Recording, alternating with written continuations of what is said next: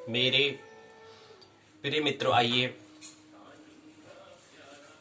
28 जनवरी 2021 भूमंच ज्योतिष पाठशाला बीजेपी स्वाध्याय दिवस 110 धन 28वां ज्योतिष के 28वें दिवस में ज्योतिष पाठ के 28वें दिवस में आइए प्रवेश करें। सर्वप्रथम सूर्योदय 7:03 में दिन माइनस ऋण हो रहा है। पहले कल 4 था, अब 3 हो गया। यहाँ बढ़ रहा है 17:46 था, 47 हो गया। यानी कि दिन बढ़ने प्रारंभ हो चुके हैं। 35 मिनट हो चुका है सूर्योदय को आए हुए। अभिवादन करें और हम भी दैनिक कार्यक्रम के अंतर्गत आने वाला सर्वप्रथम जो मुख्य कार्य स्वधर्म करने योग्य कर्तव्य में आइए प्रवेश करें स्वाध्याय में। जानते हैं पाठशाला के 2 भाग। पहले भाग को हम पाठ्यचर्या प्रश्नोत्तर चर्चा हम कहते हैं। दूसरे भाग को पाठ्यक्रम पाठ्य चर्चा हम कहते हैं। भाग पाठशाला का जो है भाग 2 को हम पहले उस पर चर्चा कर लेंगे। भाग जो है पहला, उस पर दूसरे चरण में हम चर्चा कर लेंगे। ज्योतिष के 28वें दिवस में प्रवेश करें उससे पहले एक महत्वपूर्ण सूचना उसको हम ले ले। उसके बाद फिर हम पाठशाला के भाग 2 पर प्रवेश करेंगे। हमने सप्तम सूत्र की हमने बात की थी। इसमें एक सूत्र और बड़ा है, उस पर हम चर्चा करें।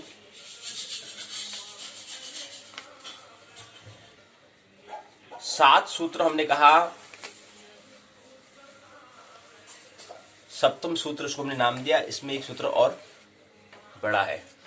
सूत्र आगे बढ़ते रहेंगे, लेकिन फिलहाल अभी 8 एक सूत्र और बड़ा है इसमें। अब कौन सा सूत्र है उसको समझिए, लेकिन उसको समझने से पहले हमें सप्तम सूत्र को भी एक बार और समझना होगा, तब जाके वो सूत्र हमें समझ में आएगा। या पहले उस सूत्र को ही हम बात कर लें, फिर हम 7 सूत्र जो पिछले हमने पाठशाला में समझे थे उसको फिर एक बार हम चर्चा कर लेंगे। सप्तम सूत्र जो है, उसके बाद ये आज का जो नया सूत्र जो है उसका नाम है 28 गुणा 07। आज का जो सूत्र है वो है 28 गुणा 07। 28 गुणा 07 ये नया सूत्र एक बना, यानी कि 8वें नंबर पर 8वें नंबर पर एक नया सूत्र बना 28 गुणा 07।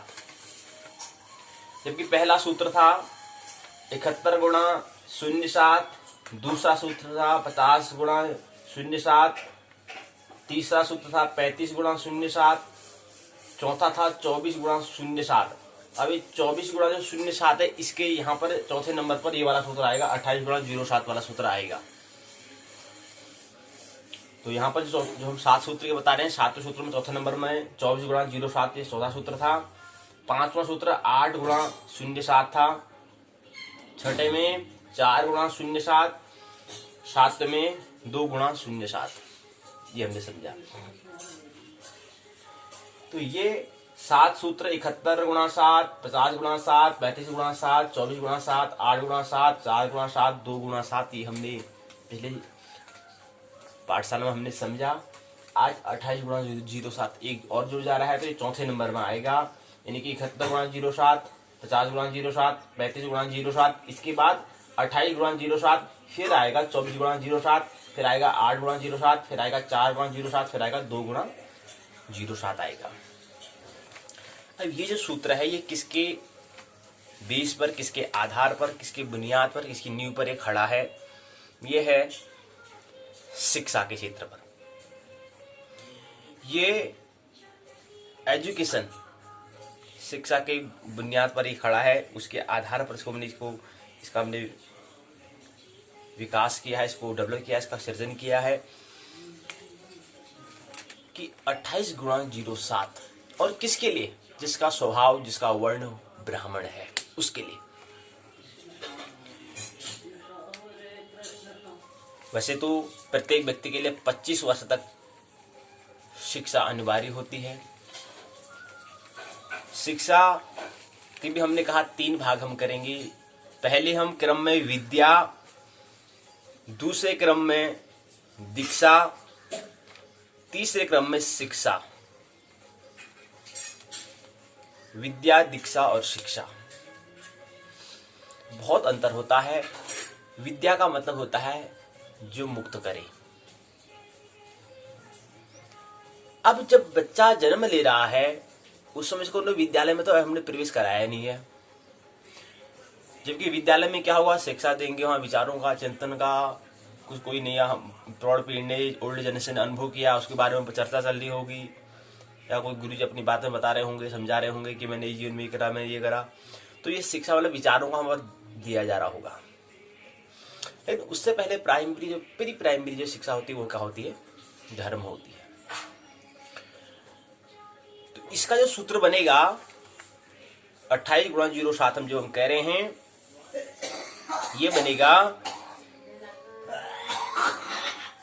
अब यहां पर जो 28 गुणा 0.7 है उससे समझाने से पहले, उसको समझने से पहले हमें एक बात और समझ लेनी है कि जो मिड पीढ़ी है, मध्य पीढ़ी है, वो गृहस्थ आश्रम में अर्थात विवाह के बंधन में बंधना प्रारंभ करते हैं तो उसको उससे पहले ही उसको 7 साल पहले तैयार हो जाना चाहिए। कहने का मतलब है जब वो 14 वर्ष के हैं, क्योंकि 14 वर्ष में जब वो उसका जीवन था तो उसमें प्रेम का सृजन हो जाता है 14 वर्ष में, और 14 वर्ष के बाद फिर विचारों का मस्तिष्क तैयार, फिर निरंतर चिंतन, निरंतर विचारों का सृजन होता है, थॉट्स आते हैं, उनका बोलबाला वहां पर रहेगा, वो हावी रहेगा। उससे पहले 14 वर्ष में क्या होना चाहिए, प्रेम का सृजन हो जाना चाहिए, प्रेम की अनुभूति, फीलिंग हमें हो जानी चाहिए, प्रेम का आविर्भाव हो जाना चाहिए। प्रेम हमने कहा क्या, एक अनुभूति है, एक अचीवमेंट, एक उपलब्धि है, एक फीलिंग है जो हमारे अंतस में कुछ है, जो अनजान, जो हम जिससे हम परिचित नहीं होते, उसका उद्गम होना, उसका जन्म होना, उसका बॉर्न होना, उसको हम कहते हैं प्रेम। तो 7 साल पहले क्या हो जाए उनका, 14 साल में प्रेम होगा तो उसके बाद धीरे विचार बढ़ेंगे, तो उसी विचार में क्या कर लेना, आगे क्या है कि गृहस्थ आश्रम में जाना है नहीं जाना है, उसके लिए तैयारी अभी से कर देनी है, प्रारंभ कर देनी है 7 वर्ष में, नहीं 14 वर्ष में। 14 वर्ष के बाद जो आने वाला जो 7 में जो 21-25 जो भी करेंगे, जिनका समय है वो अपना, हम एक औसत के हिसाब से चल रहे हैं कि 7-14 वर्ष में क्या है, प्रत्येक व्यक्ति को, प्रत्येक जातक या जातिका को तैयार हो जाना चाहिए। ज्योतिष की भाषा में जातक जातिका बोलते हैं, क्योंकि ज्योति से बनता है तथा प्रकाश से बनता है, इसलिए ज्योति जातिका और जातक हम नाम कहते हैं। व्यक्ति को हम पुकारते हैं, जो स्त्री हुआ तो उसको जातिका कहेंगे, जो पुरुष हुआ उसको जातक कहेंगे। तो जातक और जातिका की हम बात करें, अर्थात व्यक्ति की बात कर रहे हैं। तो जो जातक या जातिका है उन्हें हमें पहले से ही हमें क्या कर लेना है, पहले से ही उसको 7 वर्ष पहले ही तैयार हो जाना है। कि अगर गृहस्थ जीवन में जाना है तो अभी से मैं जो भी मैं यहाँ पर अभी करूंगा, जो भी मैं यहाँ पर करूंगी, यही क्या है फिर आगे आने वाले नई पीढ़ी पर उसका जन्म होने वाला है, वही उस पर उसका क्या होगा, टू कॉपी होगा। मेरे कैसे विचार हैं, मैं कैसे, अगर मैं 14 वर्ष ऐसे था तो अब यहाँ, क्योंकि यहाँ से विचारों का जन्म होगा, यहाँ पर मैंने अगर प्रेम की अनुभूति नहीं की हुई तो आगे आने वाली नई पीढ़ी को प्रेम का अनुभव में साझा कैसे कर पाऊंगी, कैसे शेयर कर पाऊंगी। और मैं आगे ज्ञान का सृजन, चिंतन मनन को नहीं आता है कि कैसे रोजी रोटी कमाना है, कैसे आजीविका कमानी, ये चीज अगर नहीं आता है तो फिर आगे में कैसे उसको हम आइडिया दे पाएंगे। क्योंकि शिक्षा क्या है, एजुकेशन है क्या, एजुकेशन यही तो है कि जो पहले हमने 50 वर्ष में जाना उसको कम से कम वर्ष में नई पीढ़ी को दे देना, साझा कर देना, उसका नाम दैट इज कॉल्ड एजुकेशन। इतनी ही एजुकेशन है, यही शिक्षा है। और आप जो हमने करा था, ये चीज हमें करने में इतना साल लगा, आप इसको कम उम्र में कर सकते हैं, और अपने जो टैलेंट है, जो हुनर है, जो स्किल है, उसके आधार पर उसको करो जी। लेकिन जो आपका स्वभाव है वही आप करना है, आपको स्वभाव के अनुकूल आपको चलना है, प्रतिकूल नहीं। जो आप बन सकते हैं, जिस चीज के लिए आप बनने के लिए आए हैं। तो 7 वर्ष हमने कहा जन्म से, जब उसका हम पहले बात करेंगे कि जो मध्य पीढ़ी, मिड पीढ़ी है, जो मध्यम पीढ़ी है, उसको 7 साल पहले तैयार हो जाना चाहिए। अर्थात जब उसकी 14 वर्ष उम्र होगी, जातक या जातिका की 14 वर्ष उम्र है, तो वहीं से प्रारंभ उनको हो जाना है कि अब हमें नई गृहस्थ जीवन में प्रवेश हम करेंगे, तो वहां पर जो करेंगे वही, जो हम अभी यहाँ पर बो रहे हैं, यही आगे फिर वहां पर फल होने वाला है, वही फसल फिर उगेगी, वही आएगी। कोई भी ऐसे ही नहीं आता है, उसकी पूरी एक श्रृंखला होती है, एक सीक्वेंस होता है, कोई उसका परिणाम आता है। कोई बच्चे हम देखते हैं कि किसी घर में बच्चे ऐसे जन्म हो जाते हैं तो उसका पूरा प्रभाव क्या है, वो मिड पीढ़ी पर, मध्य पीढ़ी पर उसका जिम्मेवारी होती है, यानी कि अभिभावक यानी दंपति की। तो 7 वर्ष पहले तैयार, मानसिक, आत्मिक और शारीरिक तौर पर। और चूंकि 14 वर्ष में मस्तिष्क पूर्ण विकास हो जाता है तो हमारा शरीर भी क्या है, मैच्योरिटी होना भी अनिवार्य है। 75% हमारा शरीर भी हमारा बन तैयार हो जाता है, मस्तिष्क भी हमारा तैयार हो ही जाता है। फिर हम मस्तिष्क तैयार हो गया तो अब यहाँ से हम विचारों का क्या करेंगे, चिंतन करना प्रारंभ कर देंगे। और यहीं से फिर क्या है, विज्ञान का सृजन। अर्थात विज्ञान का सृजन करने का मतलब है कि अब जो हम आगे, हमें जो शिक्षा हमने 14 वर्ष ले ली है, अब यहां से हमें क्या करना है, कैसे हम अपनी आजीविका, कैसे हम कोई काम करें, उससे हम अपना आजीविका, अपनी रोजी रोटी, जो अपनी जो मूलभूत आवश्यकता है उसको पूर्ति करें। तो अभी से प्रारंभ कर लेना है। यानी कि 14 वर्ष में, 14 वर्ष के बाद 7 वर्ष, 21 वर्ष में प्रत्येक व्यक्ति को रोजगार मिलना चाहिए। 30 वर्ष हो जाते हैं, 35 वर्ष हो जाते हैं, रोजगार नहीं है भाई, जॉब ही नहीं है। इसका कौन, ये जिम्मेवारी किसके ऊपर जिम्मेवारी है? शिक्षा पर कहें, किसको जिम्मेदार ठहराए हैं? कौन जिम्मेवारी, कौन इसकी जिम्मेवारी रखेगा? कौन जिम्मेवार है? स्वयं है। शिक्षा व्यवस्था भी है, आगे जागरूक नहीं है, अभिभावक भी जिम्मेदार हैं। उसके अंदर टैलेंट क्या है, इतने साल आप जी रहे हो, दिन रात रह रहे हो, उसका टैलेंट ही आप नहीं बता पा रहे, वो मित्र भी जिम्मेदार है, प्रत्येक व्यक्ति जिम्मेदार है। इसलिए क्या करना है कि 14 वर्ष के बाद फिर जो हम काम, जो भी हमें शिक्षा लेनी है, वो सिर्फ ऐसी लेनी जो हमें क्या दे, रोजगार दे, जो हमें करियर में, जो हमारे आजीविका, जो मूलभूत जरूरतों को पूरा करना सिखाएं। तो 14 वर्ष के बाद हमने उसका नाम विज्ञान, उसी का नाम हमने विज्ञान दिया है, उसी का नाम हमने साइंस रखा है। और साइंस कोई और कुछ नहीं होता है। अब सभी साइंटिस्ट नहीं बन सकते, सभी वैज्ञानिक नहीं बन सकते हैं, सभी ब्राह्मण नहीं बन सकते हैं, लेकिन 7 वर्ष की शिक्षा, जो 21 वर्ष तक हमें शिक्षा मिलेगी, 21 वर्ष में प्रत्येक व्यक्ति को रोजगार मिल जाना चाहिए।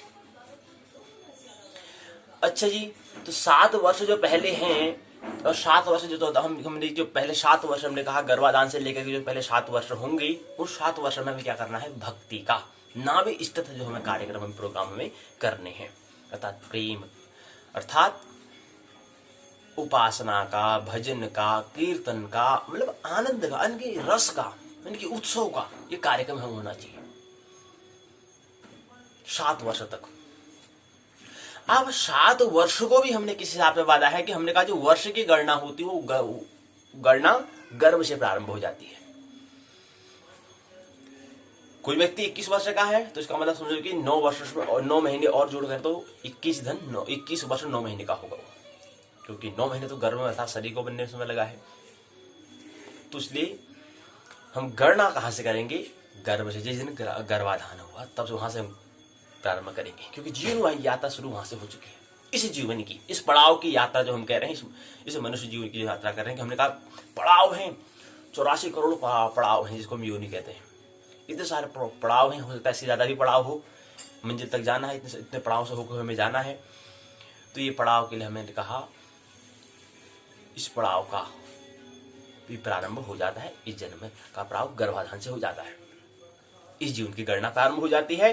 तो गर्भाधान, तो पहला एक वर्ष वहां हुआ, उसके बाद 3 वर्ष जो है,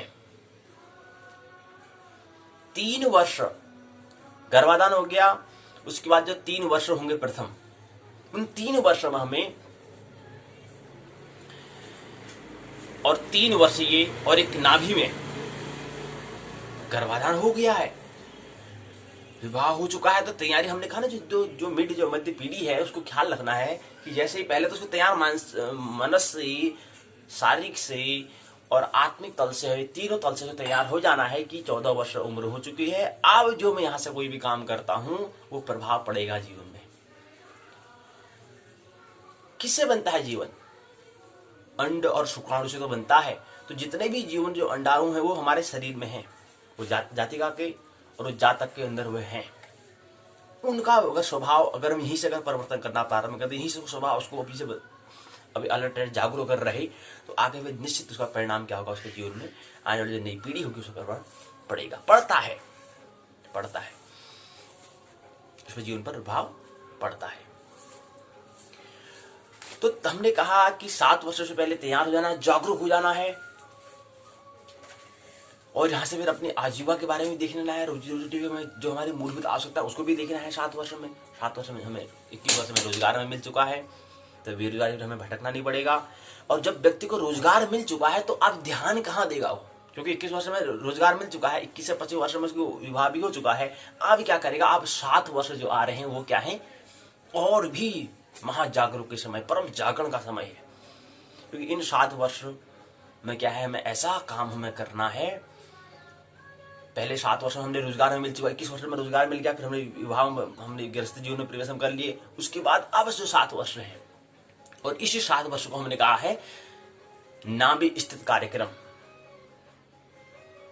नाभि अर्थात केंद्र से कोई भी घटना, जब हमें दुर्घटना, जब भी हमें कहीं पर अगर कहीं भी हम जब चलते हैं, यातायात सड़क में जा रहे हैं और एकाएक हमें टक्कर होती, तो सबसे पहले प्रभाव कहां पर पड़ता है? मस्तिष्क से पड़ेगा, हृदय पर पड़ेगा, शरीर पर पड़ेगा, या इनमें से कोई नहीं? कहां प्रभाव पड़ता है? कभी प्रयोग किया, कभी एक्सपेरिमेंट किया? कहां प्रभाव पड़ेगा? कहां पर जीवन का प्रभाव कहां पड़ता है? मस्तिष्क से, ब्रेन में पड़ेगा, मस्तिष्क में पड़ेगा, हृदय में पड़ेगा, शरीर में पड़ेगा, या किसी में नहीं पड़ेगा? 4 विकल्प आपको दिए जा रहे हैं। कौन सा विकल्प?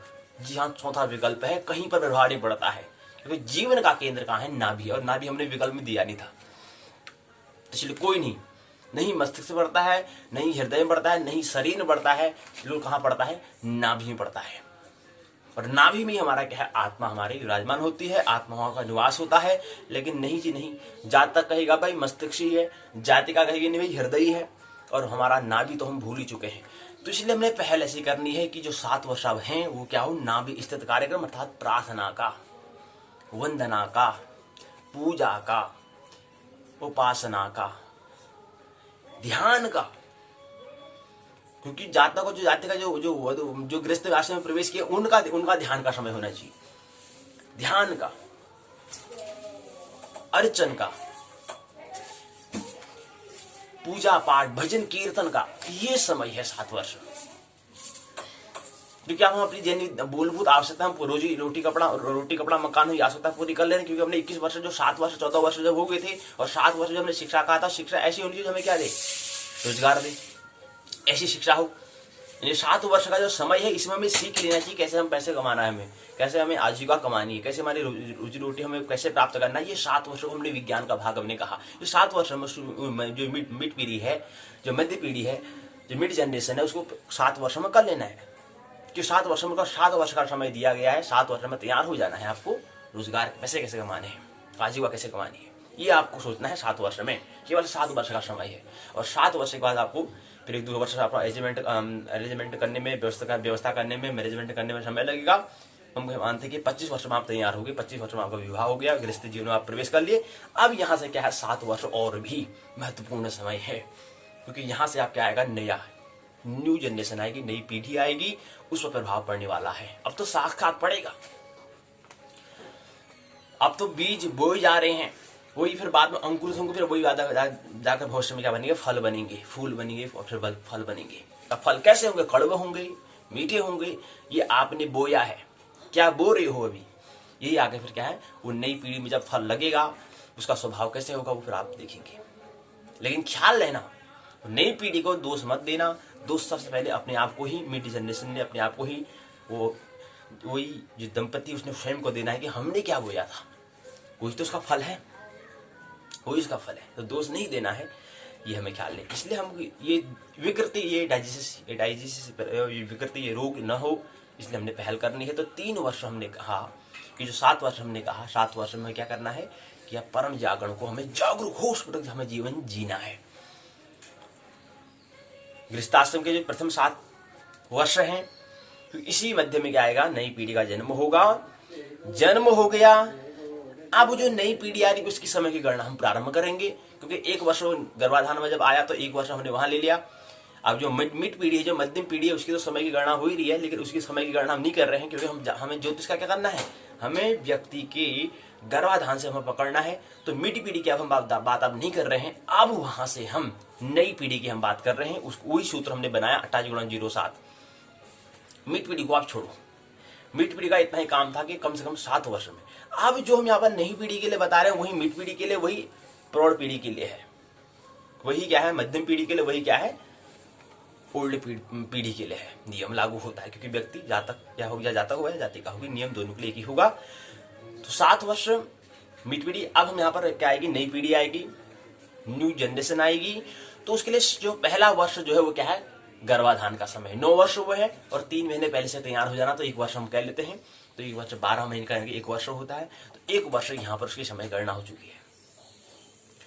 3 वर्ष और प्लस 3 वर्ष, यानी कि पहले 7 वर्षों को हमने 3 भागों में बांटे हैं। 1 धन 3 धन 3 में इसको हमने बांटा है, विभाजित किया है।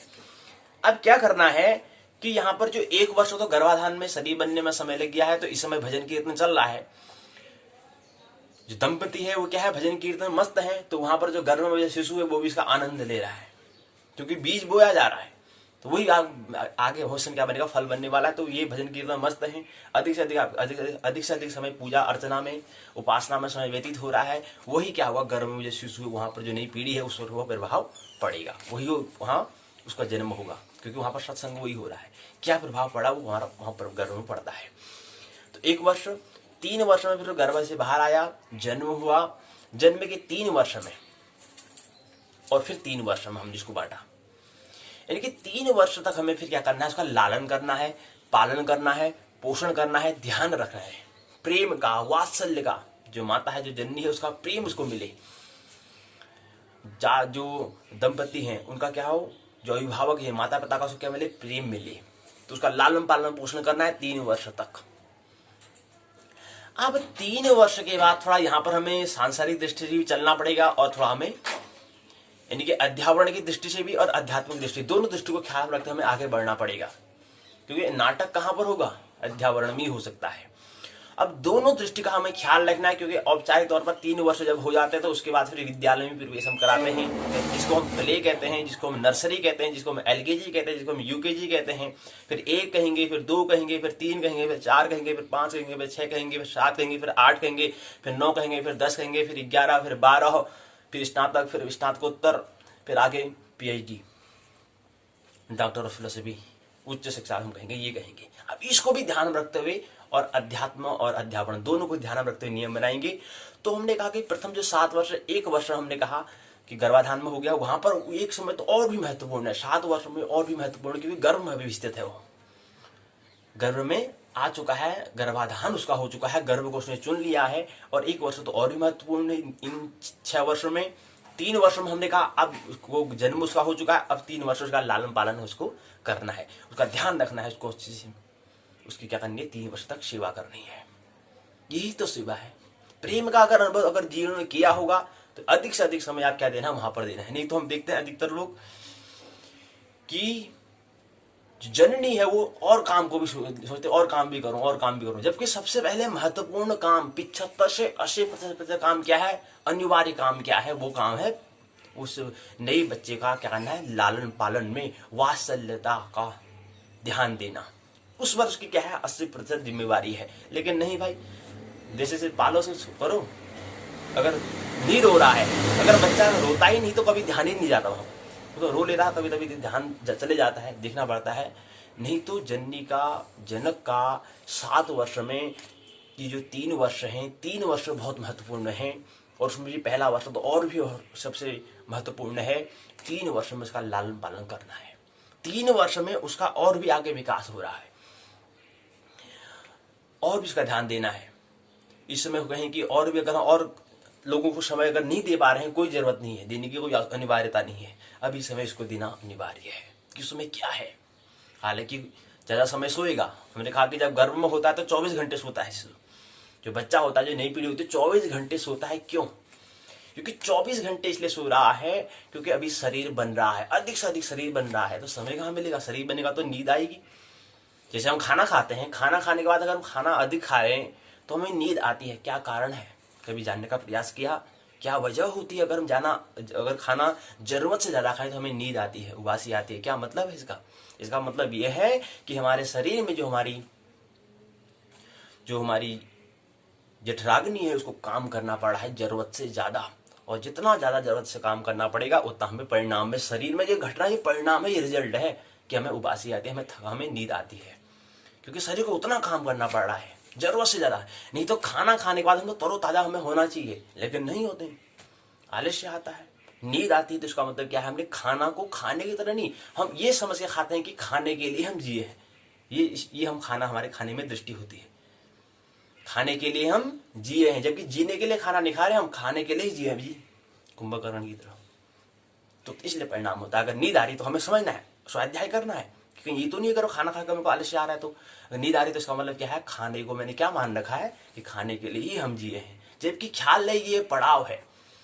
अगर इस दृष्टि से रहेगा तो फिर और जो 84 करोड़ पड़ाव हैं उस पड़ाव में ही रह जाओगे, इस पड़ाव से, इस वर्तुल से बाहर नहीं निकल पाओगे। तो अगर ये दृष्टि रहेगी खाने के लिए ही अगर जिए, किसी मित्र से पूछें कि जीने के लिए खा रहे हो या खाने के लिए जी रहे हो, जीने के लिए खा रहे हो या खाने के लिए जी रहे हो, तो दृष्टि हो सकती है संसार की है कि हाँ खाने के लिए ही तो जी रहे हैं, और संसार की दृष्टि ही होगी। संन्यास की दृष्टि भाई, संन्यास की दो दृष्टि हो सकती है, एक अंतः दृष्टि, एक बाह्य दृष्टि। तो ये हमें रही, हम हमारा खाना क्या है, कितना खा रहे हैं। अगर खाना खाकर हमें तरोताजा हो रहा है, इसका मतलब हमने जितनी जरूरत थी उतना ही खाना खाया, अर्थात हम उस पर जीवन जी रहे हैं। तो 3 वर्ष हमने कहा क्या हमें अध्यावरण और अध्यात्म दोनों को हमें ख्याल रखना है। संसार और जो केंद्र है, जो प्रकृति और जो हमारा केंद्र ब्रह्म है, उसका हमें ख्याल रखना है। तो 3 वर्ष क्या करना है, लालन पालन करना है उस दंपति, उस अभिभावक को, उस जनक जननी को क्या करना है, 3 वर्ष 75 से 80 कम से कम 75% समय क्या देना है, 3 वर्ष तक उसको क्या ध्यान रखना है, बच्चों पर ध्यान रखना है, पालन में, लालन पालन पोषण में ध्यान देना है, ध्यान रखना है। और क्योंकि इससे ज्यादा स्वाध्याय क्या होगा, इससे ज्यादा स्वाध्याय जिसको लालन पालन करने को, अच्छा ठीक है कभी इससे पहले हम भी तो ऐसे ही रहे होंगे, यही अध्यात्म बन सकता है। कोई अध्यात्म कोई अलग नहीं है, यहीं से ध्यान अगर हमारा जाए, अंतर्दृष्टि में मिल जाए, अच्छा ठीक है एक टाइम हम भी तो छोटे होंगे, अच्छा हम भी ऐसा कर रहे होंगे, अच्छा ये था, फिर धीरे धीरे आगे बढ़ते रहेंगे। अगर ये होशपूर्वक अभी से हम प्रारंभ करेंगे तो यहाँ से हमारा क्या हो जाएगा, रिवीजन हो जाएगा, यानी कि हमारा दर्पण का काम करेगा, हम अपना करेंगे, अच्छा ठीक हमने, तो हमें यहाँ से पता लगेगा हमने क्या किया था, कहाँ तक पहुंचा, कुछ हुआ नहीं हुआ। तो ये हमें अगर अंतर्दृष्टि मिल जाएगी, तो अब अंतर्दृष्टि मिलेगी अगर हम वहां पर ज्यादा से ज्यादा समय कर देंगे तो 3 वर्ष क्या है, लालन पालन हो चुका। अब 3 वर्ष के बाद क्या है, अध्यापन के अगर तल पर बात करें तो स्कूल में, विद्यालय में प्रवेश कराना होगा। 3 वर्ष के बाद क्या है, विद्यालय में प्रवेश कराना होगा, अर्थात आंगनवाड़ी में डालना होगा, वो भी डालना है। अब आंगनवाड़ी में 3 वर्ष डाला, 3 वर्ष तक वहां खेल कूद के बारे में कुछ नहीं, थोड़ा मस्ती से रहे बस, थोड़ा वहां पर, क्योंकि अब 3 वर्ष हमने कहा कि अगर 7 वर्ष में अगर आप पहला वर्ष, 4 वर्ष में पहले वर्ष हमने कहा और भी महत्वपूर्ण समय होता है, 3 वर्ष उसके बाद थोड़ा कम समय दें।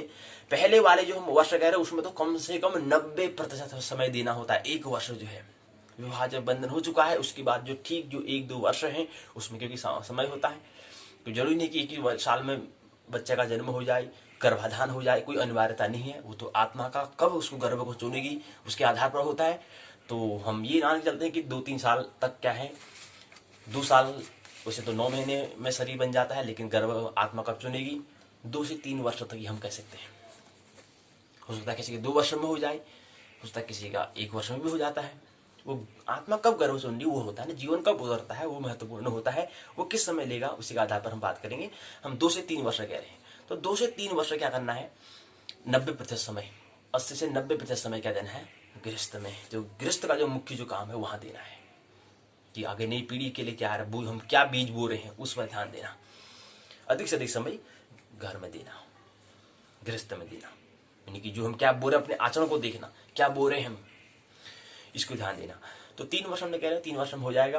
तो 3 वर्ष में हमने 1 वर्ष वहां कहा, तो 3 वर्ष में उसका जन्म होगा, तो जन्म के बाद में 3 वर्ष की गणना। अब हम गणना किसी कर रहे हैं, नई पीढ़ी की हम गणना कर रहे हैं, तो उसका 1 वर्ष तो गर्भाधान में चले गया। अब 6 वर्ष जो है, 6 वर्ष में 3 वर्ष लालन पालन में चले गया, लालन पालन पोषण प्रेम का ध्यान का कह रहे हैं उसमें चले गया।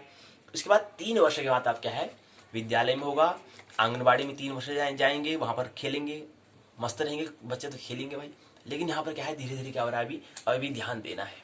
अब वहां पर हम पहले में 90% कह रहे थे, यानी कि जो जब गर्भ में था, और आप कह रहे हैं कि 3 वर्ष जो हम कह रहे हैं कि लालन पालन, उसमें 75%, पहले में 90, तीसरे में क्या है, पहले वाले में जो हम कह रहे हैं उसमें 90% हमें ध्यान देना होगा।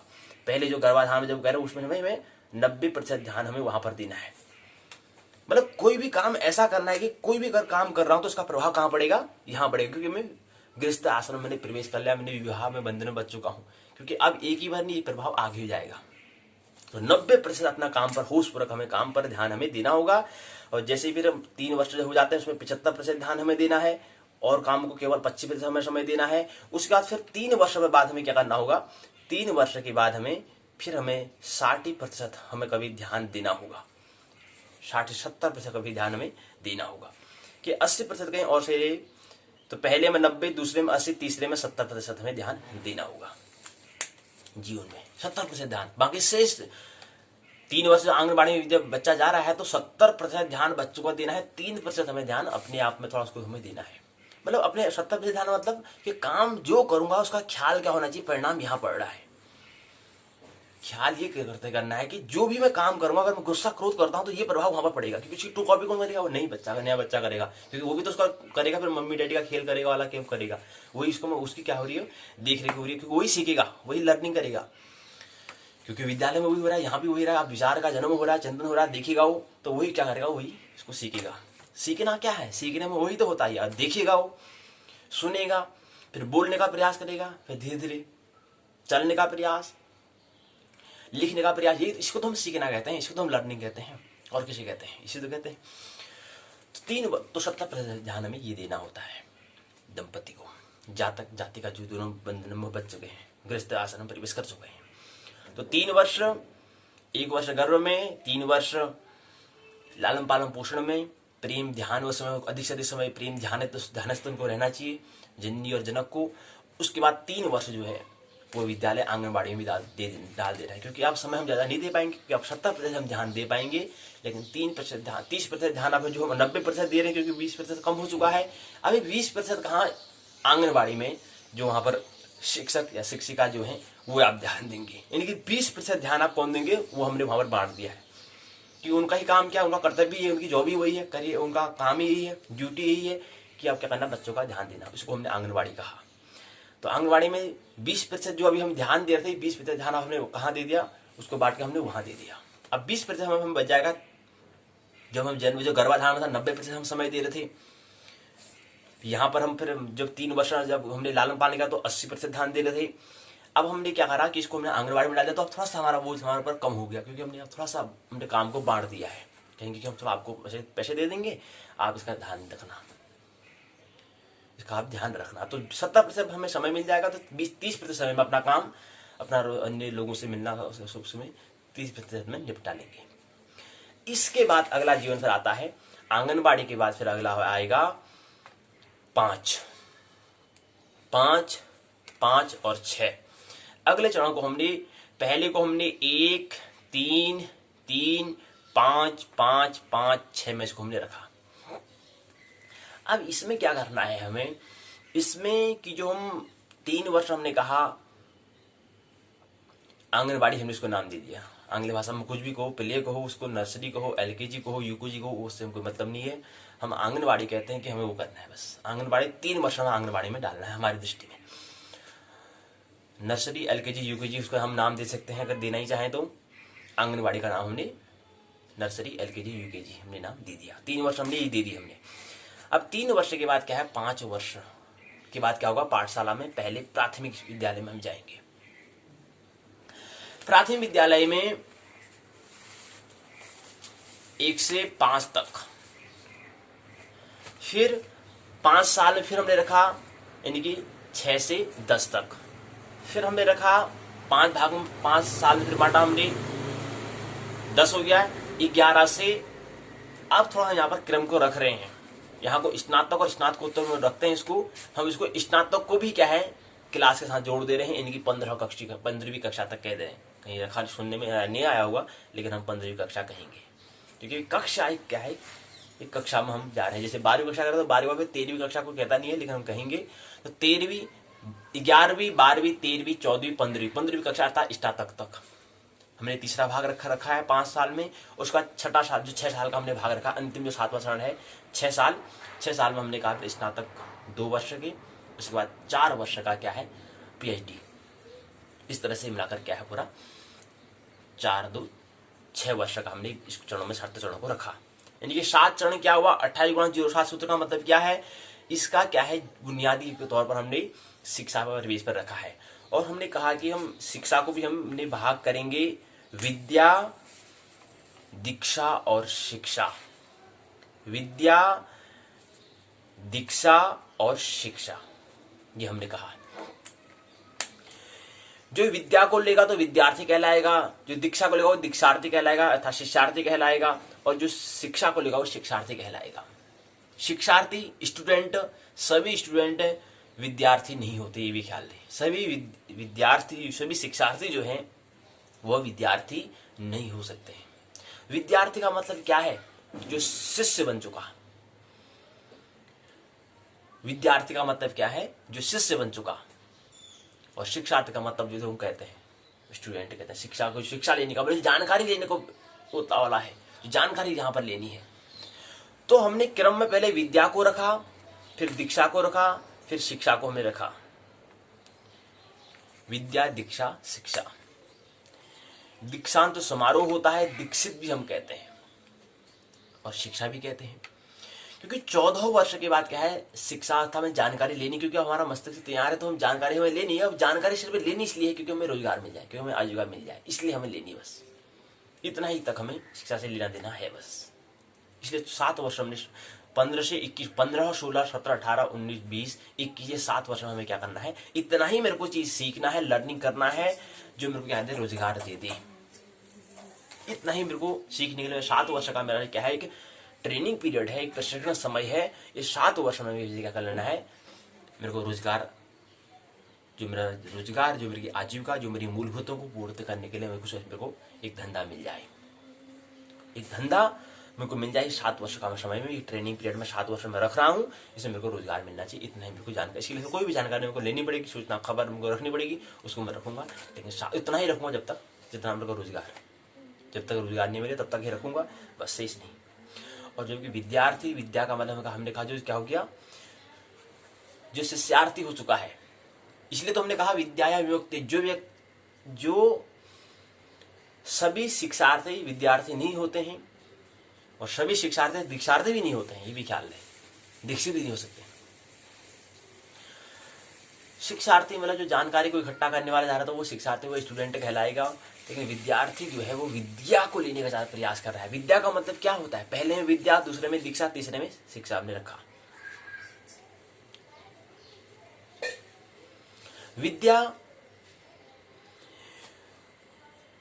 विद्या जो है हमने कहा जो विनय, जो मुक्त करे, विद्या है वो जो स्वतंत्र करे। और हमारा जीवन का ध्येय क्या है, मुक्त होना, मोक्ष होना। तो इसलिए तुरंत हमने जैसे बच्चे का जन्म हुआ तत्क्षण हमने 7 वर्ष का जो पीरियड हमने जो रखा, 1, 3, 3, उसको हमने विद्यार्थी कह दिया। उसका नाम क्या रख दिया हमने, विद्यार्थी काल रख दिया। तो कौन सा काल चल रहा है, विद्यार्थी का काल चल रहा है। अभी ये विद्यार्थी है अर्थात शिष्यार्थी है। अब अभी क्या करना है, इसको मुक्त ऐसी बातें हमें बतानी जो मुक्त करे, जो स्वतंत्र करे। क्योंकि यहाँ पर अभी जन्म भी कुछ, जो हमारी जो मेच्योरिटी, जो परिपक्वता हो रही वो भी क्या, उसको भी परिपक्व हो रहा है। और यहाँ पर इसको भी अगर हम जोड़ देंगे तो वही परिपक्व हो जाएगा। और 7 वर्ष में जो हमने दिया वही हमारे पूरे जीवन के आधे भाग को, पूरा जीवन का आधा भाग निर्णय करेगा। और जो हमने 25 वर्ष में किया, जो 21 से 25 वर्ष में किया, वो पूरा हमारे इस पड़ाव का पूरे उसको दिखाएगा, पूरे व्यक्तित्व को दिखाएगा, पूरी पर्सनालिटी को दिखाएगा। तो प्रथम जो पहला जो आश्रम जो होता है, 25 वर्ष का जो हमारा समय होता है, उस वर्ष हमने क्या किया, जिससे हमारे पूरे जीवन की, हमारी व्यक्तित्व की हम गणना कर सकते हैं, हिसाब कर सकते हैं कि इसने कुछ किया, कुछ उपलब्धि हुई नहीं हुई, प्रेम की, ध्यान की, पूजा की, अर्चना की, विज्ञान की, चिंतन की, विचारक तो हो गई, लेकिन चिंतन की बात कर रहे हैं, कुछ आविष्कार की, कुछ आविष्कार किया, कुछ सृजन किया। इसके हम हिसाब किताब उसके 25 वर्षों में क्या किया, उसके हिसाब से पूरे व्यक्तित्व का हिसाब गणना कर सकते हैं, व्यक्तित्व का, पर्सनालिटी का हम हिसाब लगा सकते हैं। तो ये हमने देखा कि विद्या, दीक्षा, शिक्षा। तो पहले 7 वर्षों को हमने 1, 3, 3 को हमने विद्यार्थी का काल हमने कहा। उसके बाद जो हमने 5, जो हम कह रहे हैं कि 5, 5, 5, 6 में जो बांटा है, उसको भी हमने कहा ना 2 दृष्टि हमें रखनी पड़ेगी, क्योंकि हमें क्या करना पड़ेगा, अध्यात्म का भी और अध्यापन का भी, प्रकृति का भी और ब्रह्म का भी हमें ध्यान रखना पड़ेगा, जड़ का भी, चेतन का भी ध्यान रखना पड़ेगा। अब दोनों का संयोग हमें करना है, क्योंकि हमने यहाँ पर जो 5, 5, 5, 6 जो हमने रखा है, ये हमने क्या रखा है, ये हमने अध्यावरण की दृष्टि से, प्रकृति की दृष्टि से रखा है। अब इसको तोड़ना, और हमने अध्यात्म दृष्टि में हमने क्या करा है, 7, धन 7, धन 7, धन 4, 7 या 21, 4, 25। या इसको भी हम 7 कर दें तो 7 चौको 28, क्योंकि हम यहाँ पर 28 गुणा 0,7 की सूत्र की बात कर रहे हैं, तो इसलिए हम इसको सूत्र रख दें। तो हमने 7 चौको 28 यानी कि 7 करके हमने 4 भागों में इसको रखा है। ये आध्यात्मिक दृष्टि है, ये अंतर्दृष्टि के आधार पर रखा गया है, और ये बाह्य दृष्टि के आधार पर रखा गया है। और जो पहला हमने 1 3 3 जो कराई उसको हमने 7 भाग दिए, वो तो फिर आध्यात्मिक दृष्टि में हमने बताया कि 1 वर्ष गर्भाधान में हो जाएगा, 3 वर्ष हमारा उसका लालन पालन में, 3 वर्ष उसका आंगनबाड़ी में समय व्यतीत हो जाएगा। तो 7 वर्ष जो हमने अध्यात्म, और इस काल में हमें क्या करना है, इस काल को हमने नाभि स्थित कार्यक्रम कहा, अर्थात विद्यार्थी का काल हमने कहा। इस समय क्या है, विद्यार्थी का, विद्या को लेने का समय है, इसलिए इसको हमने कहा। इसमें कौन से हमारे कार्यक्रम होने चाहिए, नाभि स्थित होने चाहिए, भजन कीर्तन ध्यान में उसमें उसको होना है, कला को सिखानी, कैसे ध्यान में, कैसे प्रेम में, पूजा अर्चना का, ये हमें समय इसको देना है। मूलभूत इसमें भजन का, कीर्तन का, नृत्य का, झूमने का, नाचने का, उत्सव का, महोत्सव का, आनंद का, ये चीज हमें देना है 7 वर्ष में। और जैसे ही उसकी उम्र क्या हो जाएगी, 8वें वर्ष में प्रवेश करेगा, 8 से 14 वर्ष के बीच में इसको प्रेम का, क्योंकि इसमें प्रेम का जन्म होता है, निश्चित समय प्रेम का, और इसी समय में क्या है, फिर ध्यान का भी जन्म होता है। किसी का ध्यान का होता है पहले, किसी का प्रेम का होता है, वो व्यक्ति के स्वभाव पर निर्भर करेगा। लेकिन जैसे ध्यान का अगर हमें अनुभव हो जाता है तो प्रेम आ ही जाता है, और प्रेम का जैसे अनुभव होता है तो ध्यान आ ही जाता है, तो दोनों एक दूसरे के पीछे आ ही जाते हैं। अब किसका प्रेम पहले आएगा तो उसका बाद में आएगा, लेकिन आ ही जाता है। 14 वर्ष में प्रेम हो सकता है, किसी का प्रेम 12 वर्ष में किसी का ध्यान का पहले अनुभव हो जाए तो प्रेम बाद में आए, उसके आधार पर करता है। लेकिन आमतौर पर अधिकतर ये होता है कि जो स्त्री होता है उसका प्रेम, पुरुष जो होता है उसका ध्यान होता है। जातक जो होगा वो ध्यान का, और जो जाति का होगी वो प्रेम का होता है, सृजन पहले होता है। और कभी कभी क्या होता है, उसमें अपवाद भी होता है, वो 1% होता है, वो औसत नियम में लागू नहीं होता है। कभी कभी कोई पुरुष वाला जो जातक है उसको प्रेम का पहले अनुभव हो जाता है, ध्यान का बाद में होता है, और कभी जाति का है उसको ध्यान का पहले अनुभव होता है, प्रेम का बाद में होता है। लेकिन ये जो हमने आध्यात्मिक दृष्टि में हमने कहा, ये क्या है, इसमें 7 वर्ष क्या करना है, उसको ध्यान का प्रेम का अनुभव हो जाना चाहिए। मुख्य दोनों बातों में, 2 बातों का हमें सृजन हो जाना चाहिए, ध्यान प्रेम का। तो ये हमने समय काव्य का सृजन हमने कहा। इस समय काव्य का, गीत का, संगीत का ये समय जो है उसका समय है, तो इसलिए हमने दीक्षा कहा, दीक्षा काल हमें समय इसको कहा। पहले को विद्यार्थी का काल कहा, और कार्यक्रम कैसा होना चाहिए, नाभि स्थित, केंद्र हमारा नाभि को रखते हुए, क्योंकि हमारे जीवन में कोई भी अगर कोई घटना होती है तो सबसे पहले डगमगा जाना कहाँ पर होता है, नाभि पर होता है। अगर ख्याल नहीं है, हम तथ्य कह रहे हैं, ये तथ्य की बात है, ये ऑथेंटिक की बात है, इसको आप प्रैक्टिकल कर सकते हैं, फिर कर सकते हैं। जाए यहाँ पर चाहिए, कभी जा रहे हैं रोड में, बीचों बीच अचानक से गाड़ी आती है तो तत्क्षण अब करेंगे कहाँ प्रभाव पड़ता है, तुरंत नाभि पर प्रभाव पड़ेगा, नाभि हलचल हो जाएगा, क्योंकि केंद्र वहीं पर होता है। कहीं पर भी अगर आपको कहीं पर आपको कहेंगे वो चट्टान से कूदना है, पेड़ से गिरना है, तो वहां पर तत्क्षण आपका प्रभाव कहाँ पड़ेगा, नाभि पर पड़ेगा। अगर होशपूर्वक जीवन जी रहे होंगे तो ख्याल आप रख सकते हैं। अगर स्वाध्याय कर रहे हो, अगर अंतर्दृष्टि का लेने का प्रयास, अध्यात्म का ख्याल अगर आप कर रहे हैं, निश्चित ही आप कुछ देख पाएंगे।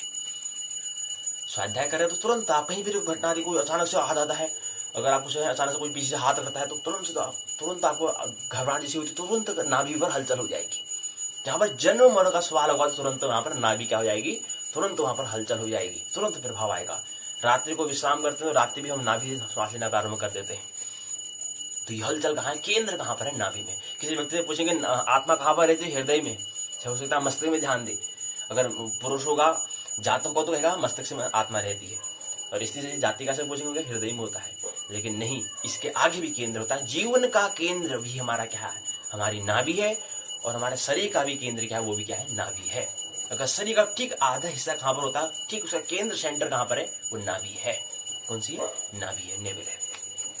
इसलिए हमें क्या करना है, 7 वर्ष में नाभि स्थित कार्यक्रम कराने हैं। उसके बाद द्वितीय जो हमने कहा 7 वर्ष में, जो पहले हम आध्यात्मिक दृष्टि बता दे रहे हैं, उसका फिर हम अध्यात्म की दृष्टि में बताएंगे। पहले आध्यात्मिक दृष्टि में क्या है, नाभि स्थित कार्यक्रम 7 वर्ष में हमने कहा 1 धन 3 धन 3। 1 वर्ष में ध्यान प्रेम में उनको रहना है दंपति को, क्योंकि गर्भ में शिशु आ चुका है और हम समय गणना वहीं से करेंगे, क्योंकि पहला जन्म वही होता है। तो 1 वर्ष वहां चले जाएगा, 3 वर्ष में इसको लालन पालन, और 3 वर्ष में उसका क्या करा, आंगनबाड़ी में दिया, तो 7 वर्ष हुआ। अर्थात ये जो हमने जो 3 वर्ष जो कहा, ये क्या है, आध्यात्मिक दृष्टि से 7 वर्ष हमने कहा। इस समय नाभि स्थित कोई कार्यक्रम होना चाहिए, और विद्या, और जो शिशु जो जातक कह रहे हैं, जो बच्चा है, इसको कहेंगे कि ये विद्यार्थी है। इसमें देना ही उसको ऐसा करना है, विद्यार्थी था, विद्या को कोई ग्रहण कर रहा है, और विद्या वो है जो मुक्त करे, जो स्वतंत्र करे, जो विनम्र बनाए, अर्थात जो क्या हो, सतोगुण तल पर हो। तो नाभि वाले जो हम बात करें अर्थात सत्व की गुण की हम बात करें, ऐसा गुण यहाँ पर देना है जो सत्व प्रधान हो। दूसरा आता है आध्यात्मिक दृष्टि पर दूसरा काल आता है 7 वर्ष का, वो है काव्य का सृजन का। हमने कहा इस समय में प्रेम और ध्यान का क्या हो जाए, मर्म आ जाना चाहिए। प्रेम कैसे करते हैं, दूसरे से प्रेम कैसे किया जाता है, प्रेम की अनुभूति ध्यान की अनुभूति में हो जानी चाहिए। तो ये 7 वर्ष हमने काव्य का सृजन हो जाना चाहिए, प्रेम की अनुभूति हो जाएगा तो फिर काव्य कुछ कविता लिखने का मन करेगा, तो काव्य का मन करेगा। तो उसमें थोड़ा हम, क्योंकि अब स्कूल में हम अध्यापन में जा रहे हैं, तो हमने कहा कि आंगनबाड़ी को जो 5 वर्ष वहां तो हमें लिखना सिखाया जा रहा ना, वहां पर सिखाया जा रहा है क्या लिखना है। और इसी के मध्य हमें आध्यात्म की दृष्टि और अध्यापन की दृष्टि से हम दोनों की दृष्टि को लेकर चलेंगे तो दोनों बड़ा अच्छा यहाँ पर क्या होगा, संयोग मिलेगा, दोनों का मेल होगा, यहाँ पर मिलन होगा। क्यों? क्योंकि लिखना वही क्या लिखना है, ओ लिखना है। अब वहां पर विचार भी हमारे कैसे दिया जा रहा है, हमारा कार्यक्रम भी क्या हो रहा है, नाभि स्थित काव्य कहाँ जन्म हो रहा है, तो प्रेम का अनुभूति होगी, तो उसको फिर क्या करेंगे, लिखने का प्रयास हम करेंगे। क्या लिखिएगा, टू कॉपी तो करनी नहीं है, लेकिन हमारे अंत में कुछ विचार आएंगे, उसको हमें लिखना है। काव्य का अनुभूति होगा, हमारे अंत से कुछ विचार आएंगे, अच्छा उस काव्य में हम कुछ अनुभूति हम करेंगे, उसको हम लिखेंगे। तो ये वहां पर अध्यापन अध्यात्म दोनों की दृष्टि हमने रखा, तो इसलिए हमने काव्य का यहाँ पर जन्म होना चाहिए कहा, 7 वर्ष का समय ये कहा। और अगले 7 वर्ष में हमने कहा कि अब चिंतन भी करना है, क्योंकि अब 7 वर्ष क्या है, अध्यापन की दृष्टि से रोजगार भी। बेरोजगार बहुत कहते हैं कि 30 वर्ष 35 वर्ष में रोजगार नहीं मिला है, बेरोजगार बैठे हैं, लेकिन नहीं, आने वाले 7 वर्ष जो हमने 7 वर्ष में हमने कहा कि पहले नाभि स्थित कार्यक्रम, दूसरा काव्य अर्थात हृदय स्थित कार्यक्रम, तीसरा मस्तिष्क स्थित कार्यक्रम, अर्थात आप क्या करें, रोजगार। मस्तिष्क चिंतन करना है, विचार करना है, आत्म श्रम परिश्रम करना है कि कहीं हमको रोजगार मिले। तो 7 वर्ष में अपने आप को रोजगार भी अपने आप को ले लेना है, आजीविका चुन लेनी है।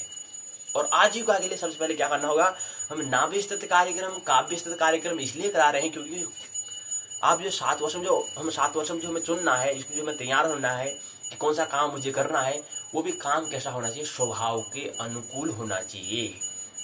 इसीलिए ये प्रयास हमारा है कि नाभि स्थित कार्यक्रम क्यों, काव्य स्थित कार्यक्रम क्यों करना पड़ रहा है, क्यों प्रोग्राम करना पड़ रहा है, क्योंकि दुर्घटना न हो, जो स्वभाव के। अब हम संगीत का भी प्रोग्राम कराएंगे, वहां पर वो भी कराएंगे, तो जिसका जो स्वभाव हो, जो उसका स्किल, जो हुनर जो होगा, जो टैलेंट होगा, उसको चुन ले। इसलिए भिन्न भिन्न पाठ्यक्रम हमको दिए जाते हैं, इसलिए तो दिए जाते हैं। देखते हैं कि हमारे स्नातकोत्तर तक हमारा एक ही विषय हो जाता है, इतने सारे विषय चुनते लास्ट में एक विषय चुनना होता है। लेकिन जब छोटी कक्षा में होते हैं, बहुत सारे हमारे तरह तरह के विषय हमारे पास होते हैं। इसलिए होते हैं कि इन विषय में जो तुम्हें अच्छा जिसको लग रहा है विषय को चुनो, और उससे फिर आगे क्या करोगे, स्नातक करोगे, स्नातकोत्तर करोगे, मास्टर बनोगे। स्नातकोत्तर को मास्टर डिग्री बोलते हैं, पहले बैचलर डिग्री बोलते हैं, दूसरे को मास्टर बोलते हैं। उस डिग्री में आप मास्टर बन जाओगे, उस विषय में आप मास्टर बन जाओगे। इसलिए क्या है, इस समय क्या है, हमें काव्य का भी आप, हालांकि पूरे विद्यालय में जो है पूरे पाठ्यक्रम पूरे विषय नहीं दिए हुए होते हैं, लेकिन फिर भी पहल करनी है। ज्योतिष की दृष्टि और अंतर्दृष्टि है, तो हमें और भी हमें क्या करना होगा, घर में भी क्या कराना होगा, कुछ भी और हमें भजन कीर्तन का भी हमें कराना होगा। अब कोई भजन कीर्तन 21 वर्ष में भजन कीर्तन कर रहा है, समय 14 वर्ष का था, भजन कीर्तन अब कर रहा है, ये फिर इसको सही दिशा में शिक्षा नहीं दी गई है। क्योंकि अब तो रोजगार चुनना है। अब तुम 21 वर्ष में भजन कीर्तन कर रहे हो, उसका मर्म समझने का प्रयास कर रहे हो, 21 वर्ष में करेगा तो रोजगार कब मिलेगा, वही 28 वर्ष में, फिर वही 35 वर्ष में मिलेगा। तो ये एक नियम होता है, एक समय होता है, इस समय में हमें एक निश्चित समय हमें काम करना चाहिए। तो 14 वर्ष तक हमें काव्य का सृजन हो जाएगा, तो फिर संगीत गा रहे हैं, तो जब हम रोजगार के लिए चुन रहे हैं, तो उसमें ज्यादा हमें बोझ जैसा हो जा रहा है, तो उसमें गाना गा लेंगे बस, तो उसको हम उसको क्या बने, इजी बना लेंगे, आसान बना लेंगे। लेकिन नहीं, अब 28 वर्ष में अगर आप भजन कीर्तन का मर्म को समझने का प्रयास करें, तो फिर रोजगार कहाँ से मिलेगा, बैठे बैठे तो पैसे आने वाला नहीं है, रुपया आने वाला नहीं है।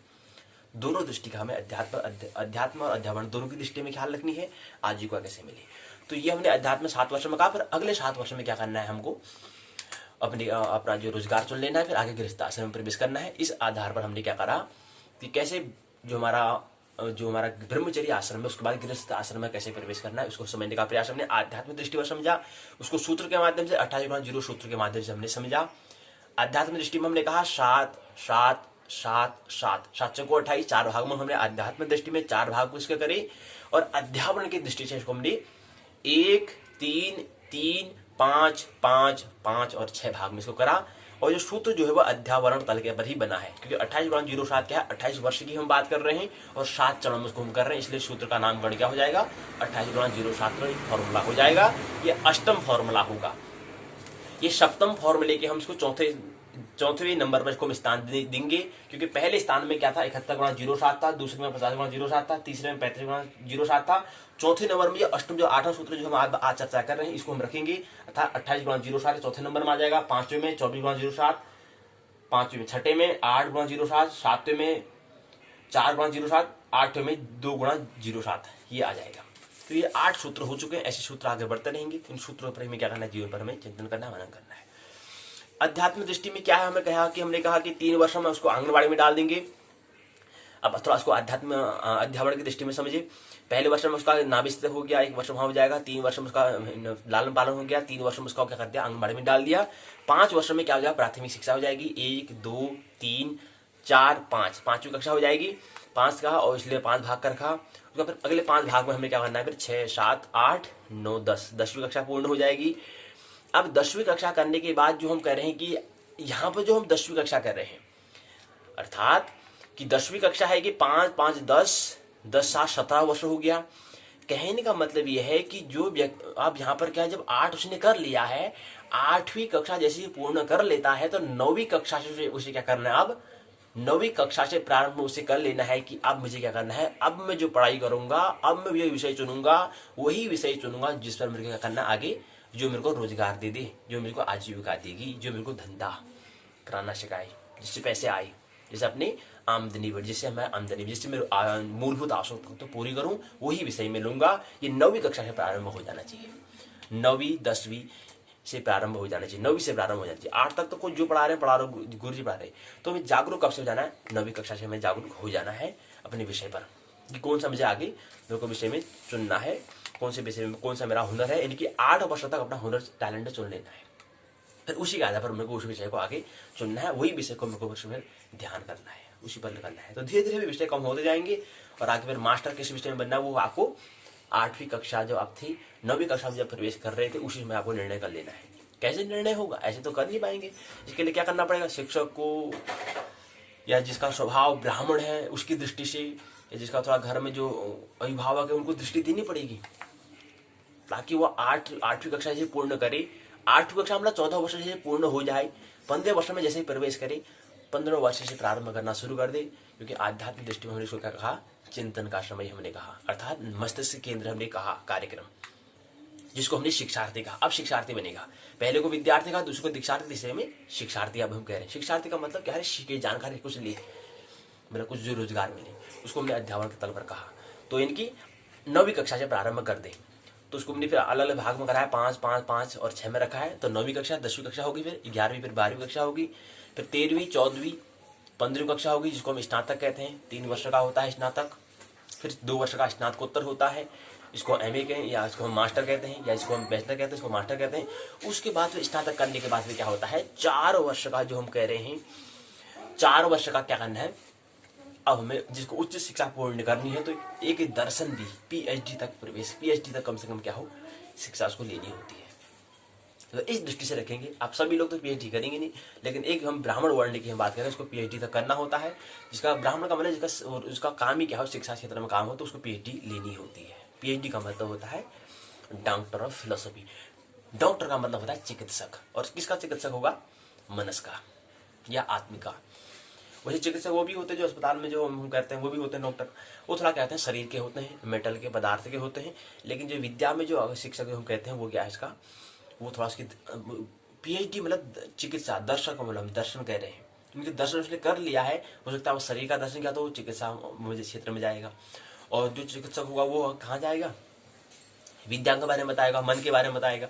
लेकिन वो जिसको गुरु कहें, और सदगुरु वो होता है जो आत्मा के बारे में। ये 3 तत्व हम कहते हैं ना सूत्र, गुरुर्ब्रह्मा गुरुर्विष्णु गुरुर्देवो महेश्वर गुरुर्साक्षात् परम ब्रह्म तस्मै श्री गुरवे नमः। सदगुरु वो, इसी के आधार पर हमने विद्या, दीक्षा, शिक्षा कहा। इसलिए कहा कि सभी शिक्षार्थी विद्यार्थी नहीं होते, बिना शिष्य बने विद्यार्थी नहीं हुआ जा सकता। अर्थात पहला फिर शिक्षक होगा, फिर क्या होगा, गुरु होगा, फिर आगे सदगुरु होता है। तो गुरुर ब्रह्मा गुरुर विष्णु गुरुर देवो महेश्वर गुरुर साक्षात परम ब्रह्म तस्मै श्री गुरवे नमः। प्रणाम करते हैं। क्या मतलब होता है, गुरुर ब्रह्मा गुरुर विष्णु गुरुर देवो महेश्वर। हमने कहा कि प्रकृति के 3 गुण, जो हमने कार्यक्रम में भी हमने कहा, नाभ स्थित कार्यक्रम जो हमने कहा वो सत्वगुण प्रधान होना चाहिए 7 वर्ष का। दूसरा कार्यक्रम हमारा क्या हो, सत्वगुण रज प्रधान हो। तीसरा हमारा क्या हो, तमस गुण प्रधान कार्यक्रम।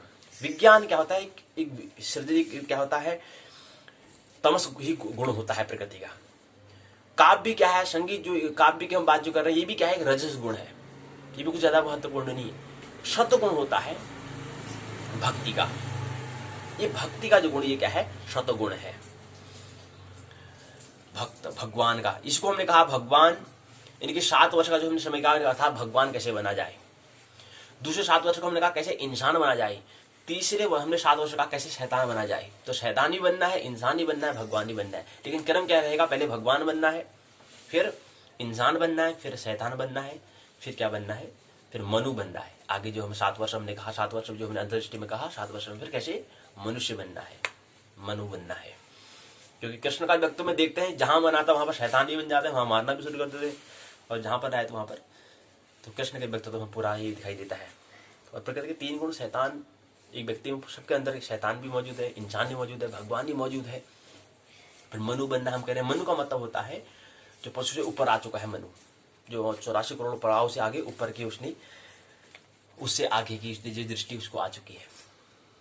प्रकृति की त्रिगुणा जो प्रकृति 3 गुण है उससे अतीत जो है ब्रह्म जो है, उस ब्रह्म की उसने यात्रा कर ली है, जिसको हम मनु कहते हैं। अब हमने यहां पर कहा कि गुरुर ब्रह्मा गुरुर विष्णु गुरुर देवो महेश्वर गुरुर साक्षात परम ब्रह्म तस्मै श्री गुरवे नमः। तो गुरु ही क्या है, अर्थात प्रकृति के 3 गुण है, सत्व रज तम, electron proton neutron, Brahma Vishnu Mahesh, वही यहां पर कह रहे हैं सूत्र में। यानी कि प्रकृति के 3 गुण होते हैं। गुरु क्या होता है, गुरु 3 चीज को बताता है, अर्थात गुरुर ब्रह्मा, ब्रह्मा क्या है, सृष्टि, सृष्टिकर्ता, सृष्टा है ब्रह्मा। यानी कि गुरु क्या होता है, कैसे जन्म होता है। हमारा क्रम हम भी वही बता रहे हैं, क्रम हमारा क्या है, जो 7वां जो अगला जो तीसरा जो हम चिंतन करण में जो बता रहे हैं, विज्ञान का जन्म जो बता रहे हैं वो क्या है, वहीं पर है, इन 7 सूत्रों में रखा गया है। नाभि स्थिति, हृदय स्थिति, काव्य स्थिति कार्यक्रम रखा जो गया है वो इस सूत्र से भी मैचिंग कर रहा है, उससे संबंध रख रहा है। तो क्या है, पहला गुरुर ब्रह्मा, ब्रह्मा क्या है, सृष्टा करने वाले हैं, सृष्टि को निर्माण, सृष्टि का निर्माण करने वाले सृष्टा है। गुरुर ब्रह्मा, गुरु क्या है, सृष्टि कैसे सृजन होता है इसके बारे में बताता है गुरु, इनकी सदगुरु की बात हो रही है। गुरुर ब्रह्मा गुरुर विष्णु, विष्णु मतलब होता है पालन करने वाले, प्रकृति का मध्यम गुण, इनके सत्वगुण, प्रकृति का रजगुण ब्रह्मा। गुरुर ब्रह्मा गुरुर विष्णु गुरुर देवो महेश्वर, गुरु मतलब ऐसा सदगुरु जो क्या करे, कैसे संहार होता है ये भी बताए। ये कौन बताता है, गुरु बताता है। इनकी प्रकृति का तमस गुण, तो 3 गुण आगे सत्व रजतम, इनकी मध्य में सत्व है, बैलेंस बनना है, और आगे में क्या है, रजस है, यहाँ पर क्या है, तमस है, मध्य में सत्वगुण है। इनकी जीवन है, इनकी जन्म भी बताए, जीवन के बारे में बताए और मृत्यु के बारे में बताए। तो ऐसा कौन बताता है, गुरु बताता है, सदगुरु बताता है। गुरुर ब्रह्मा गुरुर विष्णु गुरुर देवो महेश्वर गुरुर साक्षात परम ब्रह्म तस्मै श्री गुरवे नमः। और गुरु ही क्या है, साक्षात क्या है, परम ब्रह्म। तो जिन व्यक्ति ने प्रकृति के 3 गुणों को समझ लिया है, इनकी ब्रह्मा को, विष्णु को, महेश को जिसने समझ लिया है गुरु के माध्यम से, अब क्या करेगा, 4थे नंबर में क्या करेगा, अपने आप में देखिएगा ब्रह्म को देखेगा, अर्थात आत्मा को देखेगा कि यार ये भी हमारे यहाँ भी तो है। उसने जन्म मृत्यु देख लिया, प्रकृति के 3 गुण देख लिया, लेकिन प्रकृति के त्रिगुणातीत भी तो कुछ चीज है, वही ब्रह्म के बारे में।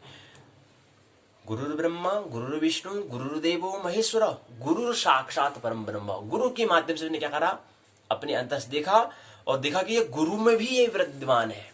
ये जो ब्रह्म की बात कर रहे हैं, परम ब्रह्म जो है ब्रह्म में है, इनकी प्रत्येक व्यक्ति में स्थित जो आत्मा उसको ब्रह्म कहते हैं, और सभी के अंदर स्थित जो है उसको पर ब्रह्म कहते हैं। इनकी सभी के शरीर में आत्मा है, लेकिन संयुक्त उसको परमात्मा कहते हैं। उसको हम परमात्मा कहते हैं। प्रत्येक व्यक्ति में अगर जन जन में देखेंगे तो प्रत्येक व्यक्ति में ब्रह्म होगा अर्थात आत्मा होगी, लेकिन पूरे अगर हम ब्रह्मांड में सभी को अगर हम बात करें है तो इंसान ही, उस पूरे में अगर योग करें तो वो क्या है, परमात्मा होता है, उसको परब्रह्म कहते हैं। तो गुरु के माध्यम से जिसने क्या करा, जो प्रकृति के 3 गुणों को समझ गया, गुरु के माध्यम से, सदगुरु के माध्यम से, गुरु के माध्यम से होता है, सदगुरु के माध्यम से होता है। अब गुरु और सदगुरु इसलिए कह रहे हैं कि गुरु मतलब कोई विषय के बारे में देता है, लेकिन जो पूरी ही दृष्टि को जो बता दे, प्रकृति के 3 गुण को बता दे और आगे प्रकृति के जो त्रिगुणातीत जो हमारा स्वभाव जो है उसको भी जो बता दे, वो होता है सदगुरु। तो ऐसे सदगुरु को हम क्या करते हैं, प्रणाम करते हैं। जो सदगुरु क्या है, जो जन्मों को, मृत्यु को, जीवन को बताए, तो ऐसे गुरु को हम क्या करते हैं, प्रणाम करते हैं, अभिवादन करते हैं, धन्यवाद देते हैं कि उन्होंने हमें ये दृष्टि दी, अंतर्दृष्टि दी। गुरुर् ब्रह्मा गुरुर्विष्णु गुरुर्देवो महेश्वर गुरुर साक्षात परम ब्रह्म तस्मै श्री गुरवे नमः। ये ऐसे ही नहीं आया है। इस सूत्र को हम कितनी ही उच्चारण हम कर लें, जब तक इसका मर्म को हम नहीं समझ लें, कोई हल होने वाला नहीं है। महत्वपूर्ण होता है मर्म को जानना,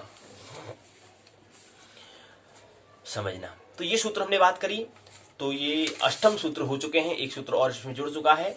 अष्टम सूत्र को हमने समझने का प्रयास यहाँ पर किया। तो ये शिक्षा से दीक्षा, विद्या से दीक्षा से शिक्षा की ओर की हमने बात की कि एक समय के बाद क्या होना चाहिए विद्यार्थी को, पहले विद्यार्थी, फिर दीक्षार्थी, फिर शिक्षार्थी को प्रवेश हमें करना चाहिए। शिक्षार्थी, तो ये हमने बात करी।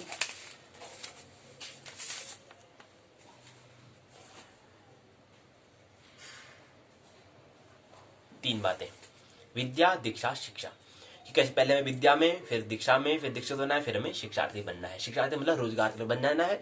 उसके बाद में तीनों का हमें उपयोग कर लेना है। एक 7 साल में हमें कर लेना है, उसकी ट्रेनिंग हमें कर लेनी है। हमें पास तीनों चीज हमें परमात्मा ने दी है, किसी पर कहीं घटी बढ़ोतरी नहीं की है। तो तीनों का हम उपयोग हमें करना है। प्रकृति के 3 गुण को समझना, ये सूत्र हमें हमेशा ख्याल रहे, मंत्र हमें ख्याल रहे। गुरु ब्रह्मा गुरु विष्णु गुरुदेवो महेश्वर गुरु साक्षात परम ब्रह्म तस्मै श्री गुरवे नमः। यहाँ पर भी प्रकृति के 3 गुणों को जो सदगुरु बता देता है, ऐसे गुरु फिर हम अपने आत्मा में देखते हैं, हमारे अंदर भी वही है, फिर गुरु के अंदर भी वही है, वो तो हर जगह है। वही परब्रह्म को हम पे क्या है, ऊपर वही गुरु क्या है, परब्रह्म भी है।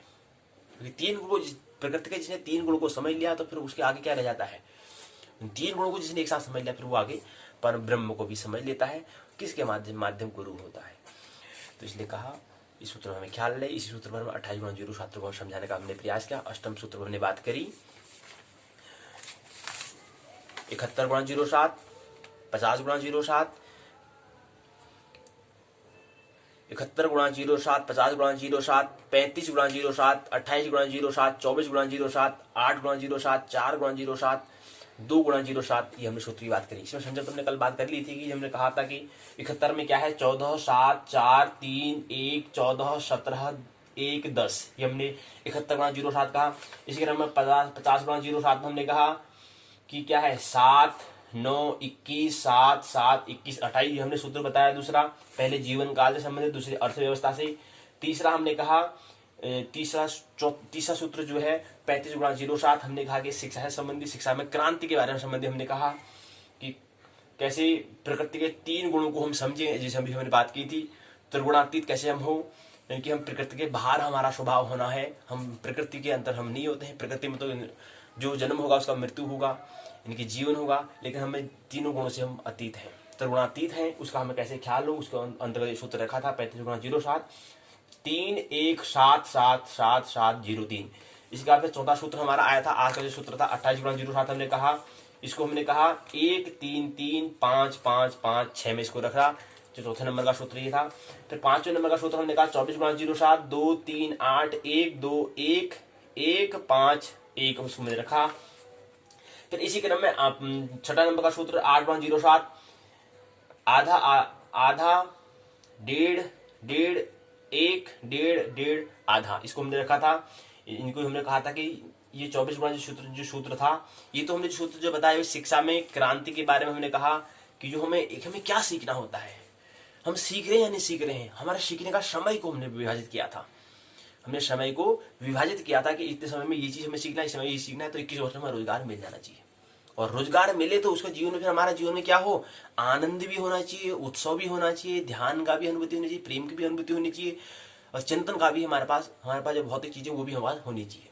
तो इसके मतलब कहेंगे जब व्यक्ति का सर्वांगीण विकास हुआ, क्या करा, सभी अंगों का इसका विकास हुआ, अर्थात मस्तिष्क का भी इसने उपयोग किया था, अर्थात इसने नाभि का भी उपयोग किया था, हृदय का भी उपयोग किया था, मस्तिष्क का भी उपयोग इसने किया था, प्रकृति के 3 गुणों का इसने उपयोग किया, इसलिए इसका सर्वांगीण विकास हुआ।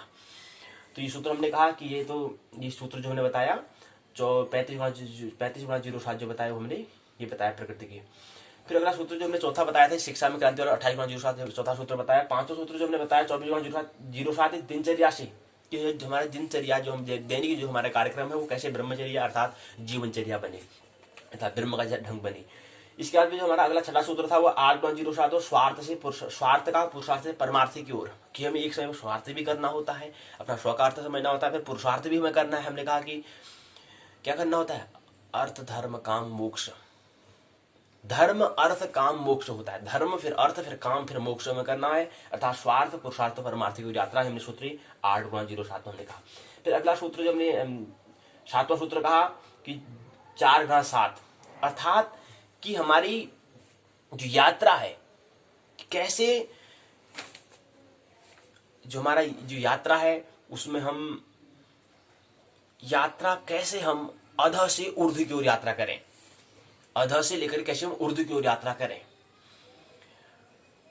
कैसे हम ऊर्ध्व की ओर यात्रा करें, कैसे हम जो हमारा जो ऊर्जा हमारी है, जो हमारा काम जो है वो कैसे राम से श्याम की ओर बने, अर्थात हमारी जो हम जो कह रहे हैं कि जो हमारी जो एनर्जी है उसको कैसे हम रूपांतरण कर पाए, कैसे उसको अध से ऊर्ध्व की ओर हम ले जाएं, उसके तल पर हमने 4.07 हमने कहा। इसके बाद फिर अगला सूत्र जो हमने अंतिम जो 8वां सूत्र कहा 2.07 प्रभु स्मरण का, प्रतिदिन हमें क्या है 24 घंटे में 2 घंटे में प्रभु का स्मरण का समय हमें देना है, प्रभु का ख्याल हमें रखना है, ये सूत्र हमने यहाँ पर कहा। तो यहीं पर इस सूत्र के माध्यम से हमने 8 अष्टम सूत्र हो चुके हैं। अष्टम सूत्र में हमने बात करी, शेष बातें अगले प्रकरण में हम करेंगे नए प्रकरण के साथ, नए टॉपिक के साथ। अभी के लिए पाठशाला के भाग 2 में तो आप आइए प्रवेश कर लेते हैं, उसके बाद पाठशाला भाग 1 भी अभी रह जाता है। आइए संक्षिप्त में इसको हम देख लें। आज की पाठशाला में आइए देखें, उत्तराखंड मुक्त विश्वविद्यालय के स्नातक 2य वर्ष की हम यहाँ पर पाठशाला में प्रवेश कर रहे हैं। उसके द्वितीय प्रश्न पत्र का जो हम कह रहे हैं विषय ज्योतिष है, व्यक्तिगत गठन GY 202 मुहूर्त विचार, पुस्तक का नाम शीर्षक दिया है, खंड चौथा अंतिम खंड है और अंतिम इकाई आज रहेगी शेष। इसमें इकाई जो दी है, इकाई में इसका नाम है ग्रह आरंभ ग्रह प्रवेश मुहूर्त, चतुर्थ खंड का नाम है। इसके अंतर्गत 5वीं इकाई अंतिम इकाई है शकुन विचार। इकाई 5वीं की प्रस्तावना उद्देश्य, तीसरा चरण शकुन परिचय, 13 चरण में इसको समझेंगे, चौथे चरण में बोध प्रश्न 5 बोध प्रश्न होंगे, इसको लेंगे। सारांश में बातें होंगी, परिभाषा शब्दावली 2 2 4 2 6 शब्द होंगे, निबंधात्मक 3 सवाल होंगे। इन 3 सवाल का है ये इकाई को विराम देंगे और इस पाठ्य पुस्तक को भी हम क्या देंगे, विराम देंगे। आइए समझे पाठ्य पुस्तक के माध्यम से इसको। अंतिम इकाई है 20वीं इकाई शकुन विचार। इकाई की संरचना, प्रस्तावना उद्देश्य, शकुन विचार, बोध प्रश्न, सारांश, परिभाषा शब्दावली, बोध प्रश्न का उत्तर, संदर्भ ग्रंथ सूची, सारे पाठ्य सामग्री, निबंधात्मक प्रश्न यहाँ पर दिए गए हैं। आइए समझिए इसको, जो पाठ्य की संरचना दी उसको समझते हैं आगे। यहाँ पर शकुन विचार यहाँ पर दिया गया है। शकुन का मतलब होता है संकेत, हमने परसों ही कहा था सिग्नल का मतलब होता है यहाँ पर। शकुन का मतलब होता है संकेत। अब संकेत कैसे होंगे, हमारे स्वभाव के अनुकूल या स्वभाव के प्रतिकूल 2 संकेत हो सकते हैं। और जो शकुन जो होता है हम शकुन कहते हैं, संकेत होते हैं। शकुन को हम अपशकुन भी कहते हैं, मतलब संकेत होना। अब संकेत हमारे 2 होते हैं, स्वभाव के अनुकूल या प्रतिकूल। अनुकूल होगा तो उसको हम शुभ कहेंगे और नहीं तो अशुभ हम कहेंगे। तो संकेत। अब अपशकुन कहते हैं तो मतलब अपशकुन मतलब क्या होता है कि जो हमारे स्वभाव के ठीक विपरीत हो उसको हम अपशकुन कहते हैं। तो शकुन का मतलब होता है संकेत। कुल मिलाकर कहना मतलब ये है। तो शकुन का मतलब हमारे जीवन में बहुत उसका महत्व होता है। अब शकुन हुआ कहीं हमारा घटना सदी में कुछ परिणाम आ गया तो समझ उसका मतलब क्या है, संकेत प्रभु ने दे दिया है कि ये काम को करो या न करो। उसका संकेत हमारा स्वभाव के अनुकूल है तो करो, अगर प्रतिकूल जा रहा तो मत करो। संकेत प्रभु ने दे दिया है, परमात्मा ने दे दिया है। उद्देश्य यहाँ पर 5 1 2 3 4 5 उद्देश्य दिए हैं। शकुन क्या होता है, महत्व क्या होता है, विधि क्या होती है, स्वरूप का वर्णन, विश्लेषण क्या है, ये 5 उद्देश्य यहाँ पर दिए गए हैं। शकुन विचार हमारे दिया गया है। शकुन हमारे भविष्य में होने वाली घटना का संकेत हमें देता है कि कोई घटना यात्रा करने जा रहे तो यहाँ पर गए कि वहां तुम यात्रा जाओगे, वो यात्रा पूर्ण हो पाएगी नहीं हो पाएगी, जिस पर्पस पर जिस उद्देश्य से जा रहे हो वो उद्देश्य पूर्ण होगा नहीं होगा। इस संकेत क्या है, शकुन के माध्यम से हमें पता चल जाता है। यही बताने का प्रयास यहाँ पर किया गया है। बताने का शकुन विचार कैसे करना है, अब जैसे शकुन में पृथ्वी से, आकाश से, स्वप्नों से व शरीर के अंगों से संबंधित होता है। किसी भी कार्य के वक्त घटने होने वाले प्राकृतिक अप्राकृतिक तथ्य अच्छे और बुरे फल की भविष्यवाणी करने में सक्षम होते हैं। अब ये बताने का प्रयास क्या है कि अनुराधा, ज्येष्ठ, मूल, हस्त, मृगशिरा, अश्विनी, पुनर्वसु, पुष्य, रेवती ये नक्षत्र यात्रा के लिए शुभ होते हैं। ख्याल रही, ये नक्षत्र हम यात्रा करेंगे तो मान लो क्या होते हैं, शुभ होते हैं। इस क्रम में फिर दिक्सूल का भी हमें ध्यान रखना चाहिए। सर्व दिशा गमनार्थ शुभ नक्षत्र कौन से होते हैं? सभी दिशा में अगर हमें गमन करना है तो उसके लिए कौन से नक्षत्र हमारे स्वभाव के अनुकूल होते हैं अर्थात शुभ नक्षत्र उसको कहें। योगिनी दशा क्या होती है इसको बताने का प्रयास हमारे क्या है। यात्रा हेतु तिथि का हमें विचार करना चाहिए। कौन सी तिथि प्रतिपदा, द्वितीया, तृतीय, चतुर्थी, पंचमी, षष्ठी, सप्तमी, अष्टमी, नवमी, दशमी, एकादशी, द्वादशी, त्रयोदशी, चतुर्दशी, अमावस्या, पूर्णिमा, कौन सी तिथि में प्रवेश करना है, ये हमें उसका हमें ख्याल रखते हुए क्या करना चाहिए, कोई भी काम में कदम उठाना चाहिए। पंथा राहु विचार में राहु आदि का फल क्या होता है, यात्रा या वार का परिहार क्या होता है, ये हम समझने का प्रयास करेंगे। यहाँ पर दिया गया है, समझाने का प्रयास यहाँ पर किया गया है बिंदु के माध्यम से। अगला फिर बिंदु पुराणों में शकुन विचार यहाँ पर मिलता है कि दीप्त शकुन होता है और शांत शकुन होता है। शकुन का मतलब संकेत था, सिग्नल था, हिंट। अब यहाँ पर क्या है, इसके अंदर फिर 6 विध यहाँ पर बताए गए हैं कि वेला दीप्त शकुन हो गया, दिग दीप्त शकुन हो गया, देश दीप्त शकुन हो गया, क्रिया दीप्त शकुन हो गया, ऋतु दीप्त शकुन हो गया, जाति दीप्त शकुन हो गया। 6 भाग इसके होते हैं बताने का प्रयास यहाँ पर किया गया है। फिर अगला दूसरा आता है शांत शकुन। शांत मतलब शांति को प्राप्त लाने वाले संकेत जो हो उसको बताने का प्रयास। शुभ संज्ञक शकुन होता है जो हमारे अपने स्वभाव के अनुकूल जो हो ऐसे संकेत हमें मिलते हैं। फिर इसी क्रम में अगला क्रम आता है कि जो हमारे स्वभाव के प्रतिकूल हो उसके भी हमें संकेत यहाँ पर मिलते हैं। नामक जो हमारे संकेत हमें मिलेंगे तो उसमें हमें नहीं उस काम को फिर नहीं करना है, उस संकेत को हमें समझ लेना है, उस सिग्नल को हमें समझ लेना है कि ये काम हमारे क्या है, स्वभाव के प्रतिकूल जा रहा है, क्योंकि संकेत से पता हमें चल रहा है, क्योंकि हमारे अस्तित्व की यहाँ पर भी इच्छा नहीं है। हमने कहा कि कोई भी हम काम करते हैं क्या करना है, उसको पूरे अस्तित्व उसके साथ हमें जुड़ना चाहिए, पूरी कायनात ने एक साथ उसमें एक साथ पूरा सबकी हावी होनी चाहिए, सभी का आशीर्वाद उसमें होना चाहिए। इसी प्रकार हम बताते हैं कि हमारे कुछ और भी यहाँ बिंदु दिए गए हैं। 1 2 3 4 5 6 7 8 9 10 11 12 13 14 15 16 17 18 बिंदु यहाँ पर दिए गए हैं। 19 20 21 बिंदु में यहाँ पर समझाने का प्रयास, शकुन के जो संकेत होते हैं कैसे कैसे संकेत मिल सकते हैं वो बताने का प्रयास यहाँ पर किया गया है। अब जैसे कहते हैं कि शकुन साधन, दिन में भोजन करते समय यदि छिपकली का बोलना सुनाई दे शीघ्र ही कोई शुभ समाचार हमें मिल सकता है, जैसे संकेत हमें मिल रहा है। तो ये संकेत क्या मिलेगा, संकेत का मतलब होता है कि कुछ न कुछ हमें क्या होगा, हमारे स्वभाव का कुछ हमें अनुभूति, कुछ अनुभव में मिलेगा, कुछ हमें आनंद मिलने वाला है अतः कुछ सब संकेत हमें मिलेगा। हालांकि ये घटना बहुत कम होती है क्योंकि छिपकली अधिकांश रात के समय बोलती है, हमें मिलता है। छिपकली अगर माथे पर गिरती है तो संपत्ति मिलने की संभावना बढ़ जाती है, ये संकेत होता है उसका। नाक पर छिपकली गिरना यानी जल्द ही भाग्योदय होगा, इसका मतलब ये संकेत होता है। गर्दन पर छिपकली गिरने का मतलब यश की प्राप्ति होती है, ये संकेत हमें मिलेंगे। तो भौं पर छिपकली गिरना यानी धनहानि होती है, ये क्या है, संकेत हमें मिलते हैं, भविष्य के बारे में हमें ये घटना बताते हैं, ये आचरण हमें बताते हैं। नाभि पर छिपकली गिरने से मनोकामनाएं पूर्ति होती है। दाहिने जांग पर छिपकली गिरने से क्या होता है, सुख मिलता है। भाई वही बाई जांग पर गिरने पर छिपकली गिरने पर दुख यानी शारीरिक पीड़ा हमें होती है। अब यहाँ पर प्रश्न का उत्तर यहाँ पर 5 प्रश्न यहाँ पर दिए हैं। बहुत प्रश्न जो शास्त्रिकार में पूछे जाते हैं, जो हमें करने हैं, 100 प्रश्न तैयार करने हैं, उसी के अंतर्गत है। शकुन का मतलब होता है संकेत होता है, शुभ संकेत होता है। शकुन का मतलब होता है या कोई नहीं होता है रास्ता, शकुन का मतलब कोई भी नहीं होता। चौथा यहाँ पर भाग दिया गया है शुभ संकेत, शकुन का मतलब शुभ संकेत होता है, जी बिल्कुल नहीं। शकुन का अर्थ होता है संकेत, शुभ का तो मतलब ही नहीं होता है, यहाँ पर इसी लगाना पड़ेगा मजबूरी में। ये प्रश्न था हम नाखुश है क्योंकि यहाँ पर संकेत कहना चाहिए शकुन का मतलब। चलो ठीक है। दूसरा प्रश्न है प्रतिपदा और नवमी तिथि की योगिनी किस दिशा में रहती है। प्रतिपदा और नवमी तिथि योगिनी दिशा में किस दिशा में रहती है, जो प्राकृतिक न हो अप्राकृतिक होती है। अच्छा, पहला खो इनकी क्या है, शुभ संकेत हो गया। दूसरा कह रहे हैं कि कौन सी होती है, पूर्व दिशा में होती है। प्रतिपदा नवमी तिथि योगिनी दिशा पूर्व दिशा में होती है। दूसरा, अग्नि पुराण के अनुसार शकुन कितने प्रकार के होते हैं। अग्नि पुराण के अनुसार संकेत जो होते हैं 2 प्रकार के होते हैं। और 2 कौन कौन से होते हैं, 2 अभी बताए ना, 2 होते हैं। 2 हमारे होते हैं दीप्त शकुन और शांत शकुन, 2 शकुन पर होते हैं। तीसरा प्रश्न ये था। चौथा प्रश्न है कि बृहद संहिता में रचयिता, जो बृहद संहिता है उसके रचयिता कौन है। भास्कराचार्य, वराह मिहिर हैं। कौन से, वराह मिहिर हैं। चौथा जो प्रश्न यहाँ पूछा गया है, चौथे का गो है इनकी, ठीक है। आर्यभट्ट है, कमलाकर भट्ट नहीं, वराह मिहिर है। पांचवा प्रश्न है निंदा संज्ञक तिथि कौन सी होती है। निंदा नामक जो तिथियां कौन सी होती है। पहली, इसमें 4 भाग हमें दिए हैं, 4 विकल्प दिए गए हैं। इसमें हमारा कौन सा पहला है, इनकी पहली तिथि 11वीं छठी तिथि क्या है, निंदा नामक तिथियां होती है। संज्ञा मतलब तिथि होती है, संज्ञा मतलब संस्कृत शब्द है और उसे नाम उसको हिंदी में कहते हैं।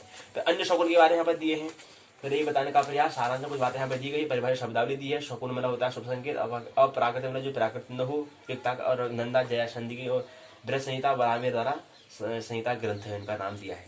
तो यहाँ पर हमने कहा कि जो हमारी तिथि होती है उनको भी हमने 5 भागों में बांटा हुआ है। फिर बोध प्रश्न यहाँ पर दिए हैं, तो उसके जो प्रश्न आगे पूछे उसके उत्तर यहाँ पर दिए हैं। ग्रंथ दिया है, इसको और भी इसके यहाँ से इसको और भी हम अच्छा तैयार कर सकते हैं। निम्नदाता प्रश्न 3 प्रश्न। शकुन को परिभाषित करते हुए सविस्तार वर्णन करो। शकुन की परिभाषा करो, परिभाषा दीजिए। शकुन को परिभाषित करते स्पष्ट कीजिए, तो ये क्या आ जाएगा, छोटा प्रश्न बन जाएगा। बड़ा प्रश्न, शकुन को परिभाषित करते सविस्तार वर्णन कीजिए, बड़ा प्रश्न बन जाएगा, यानी कि दीर्घ बन जाएगा। और शकुन को परिभाषित करते हुए टिप्पणी कीजिए। शकुन को परिभाषित करो, उसकी परिभाषा क्या है वो बताओ, और साथ ही साथ इसकी इस पर टिप्पणी कीजिए, तो छोटा प्रश्न बन जाएगा, लघु प्रश्न बन जाएगा। दूसरा, शकुन कितने प्रकार के होते हैं, ये छोटा प्रश्न बन जाएगा। बड़ा प्रश्न, शकुन के कितने प्रकार है स्पष्ट सहित बताइए, तो ये बड़ा प्रश्न बन जाएगा। संप्रति ज्योतिष में शकुन की क्या योगदान है, ये छोटा प्रश्न बन जाएगा, 7 अंक का बन जाएगा, लघु बन जाएगा। और बड़ा बनेगा तो संप्रति ज्योतिष में शकुन का क्या योगदान होता है विस्तार पूर्वक वर्णन कीजिए, तो बड़ा प्रश्न अर्थात 15 अंक का बन जाएगा, दीर्घ प्रश्न बन जाएगा। तो इस तरह से हमारा क्या है, दूसरी पुस्तक जो है मुहूर्त विचार नामक, जो स्नातक द्वितीय वर्ष उत्तराखंड मुक्त विश्वविद्यालय की स्नातक द्वितीय वर्ष की द्वितीय प्रश्न पत्र जो है ज्योतिष का मुहूर्त विचार नामक द्वितीय प्रश्न पत्र भी क्या है संपूर्ण होता है। पाठों पर हमने चर्चा कर ली है। आने वाले 3 दिनों पर हम क्रम का कल और पहली और दूसरे खंड पर हम क्या करने पुनरावृत्ति कर लेंगे कल की पाठशाला में। यानी कल अर्थात 29 जनवरी को, 30 जनवरी को फिर तीसरे और चौथे खंड को ले लेंगे। 30 जनवरी को, 31 को हम चारों खंडों को एक साथ ले लेंगे, पहले, दूसरे, तीसरे, चौथे, यानी कि 20वीं इकाई को एक बार में ले लेंगे, साथ में कुछ प्रश्न उसको ले लेंगे। और 1 तारीख को 1 जनवरी को हम क्या कर लेंगे, एक प्रश्न कर लेंगे। और 2 तारीख से हम क्या कर लेंगे, संस्कृत साहित्य उत्तराखंड मुक्त विश्वविद्यालय के स्नातक द्वितीय वर्ष का पहला प्रश्न पत्र, दूसरा प्रश्न पत्र तथा संस्कृत विषय पर हम चर्चा करना प्रारंभ कर देंगे 2 फरवरी 2021 से। आइए, मुख्य प्रसंग हमारा है पाठशाला के भाग 1 में आइए प्रवेश करें। पाठशाला के भाग 2 को आइए विराम दें, पाठशाला के भाग 1 में आइए प्रवेश करें। कल हमने समझने का प्रयास किया, हम कल दूसरे खंड में हम प्रवेश किए। 28वें दिवस में हम प्रवेश कर रहे हैं ज्योतिष पाठ जो है, दूसरा जो पाठशाला का जो पहला भाग है ज्योतिष पाठ में आइए प्रवेश करें। तो ज्योतिष पाठ में हमने कहा कि इससे पहले हमने खगोल को हमने समझा। खगोल के अंदर हमने आकाशगंगा, निहारिका, सौर परिवार, गिरह ग्रह, तारे तारापुंज, क्षुद्र वामन ग्रह, धूमकेतु, उल्का को हमने समझने का प्रयास, अर्थात खगोल को हमने समझने का प्रयास, ब्रह्मांड के अंदर जो स्थूल जगत है उसको समझने का हमने प्रयास किया। अब स्थूल के बाद हम टाइम को समझेंगे, समय को समझ रहे हैं, काल को समझ रहे हैं, काल को हम समझने का हमने प्रयास किया। काल हमने कहा 2 सूत्र हमने बताए कि टाइम इज माइंड, क्योंकि जो समय कौन पूछता है, काल किसके लिए हम बात करते हैं, जो विचारशील है, जो मनुष्य है, जो अर्जुन है, जो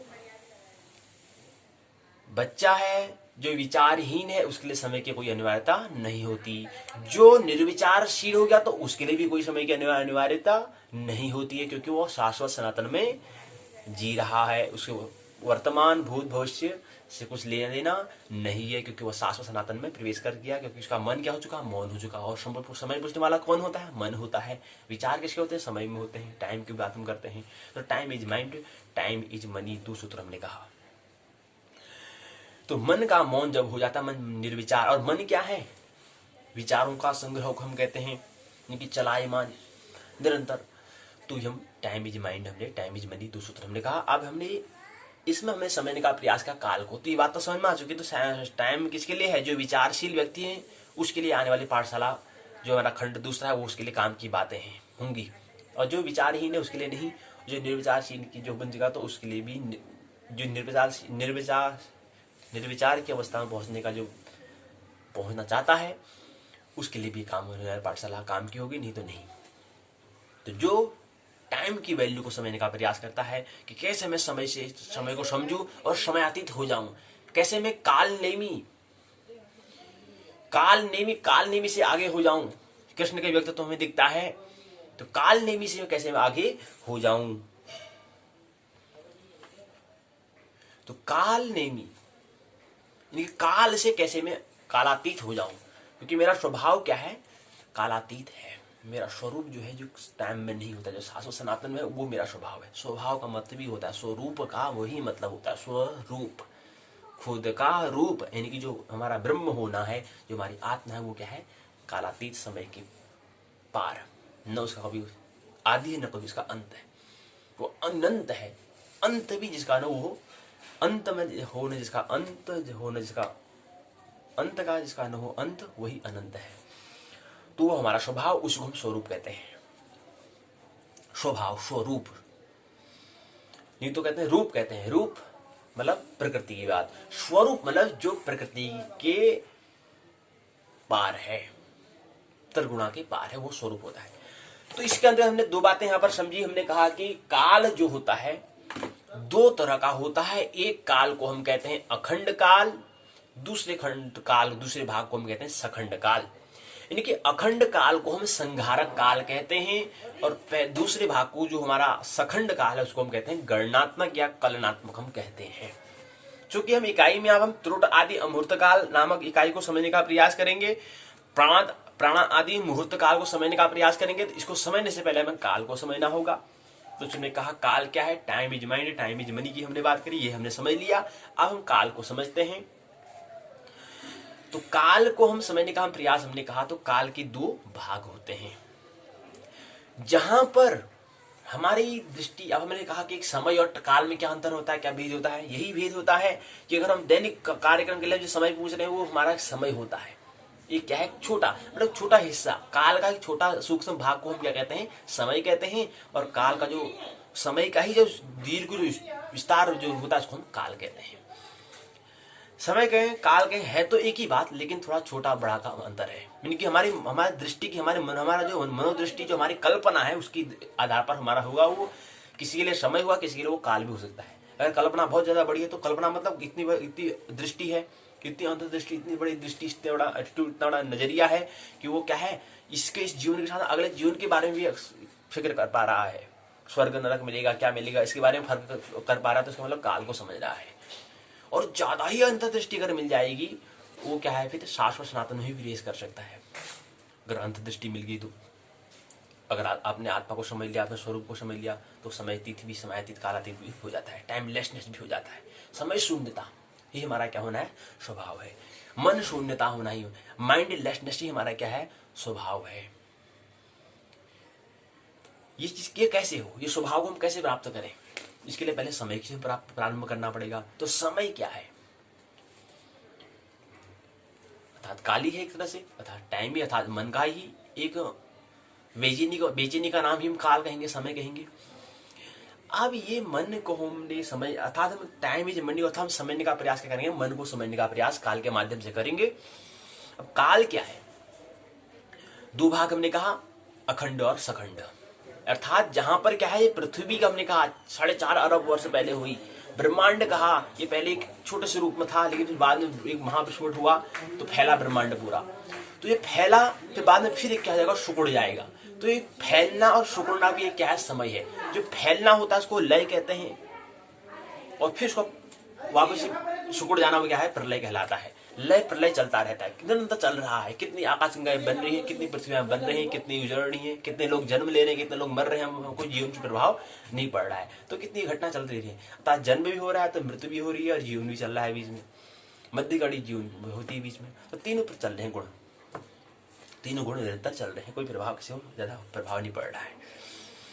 तो काल अर्थात जहां पर पृथ्वी इतने बड़े, जो बड़े महाकाय पिंड जो हैं, इनका भी जो समय की हम बात करते हैं वो कहां पर, उनका भी जब निश्चित समय बाद उनके फिर क्या हो जाता है, मृत्यु हो जाती है। हम कहते हैं ब्रह्मा का भी क्या है, मृत्यु हो जाती है। ब्रह्मा मतलब प्रकृति का एक गुण, विष्णु की भी एक निश्चित समय होती है, उनकी भी मृत्यु हो जाती है, महेश की भी एक निश्चित समय हो जाती है।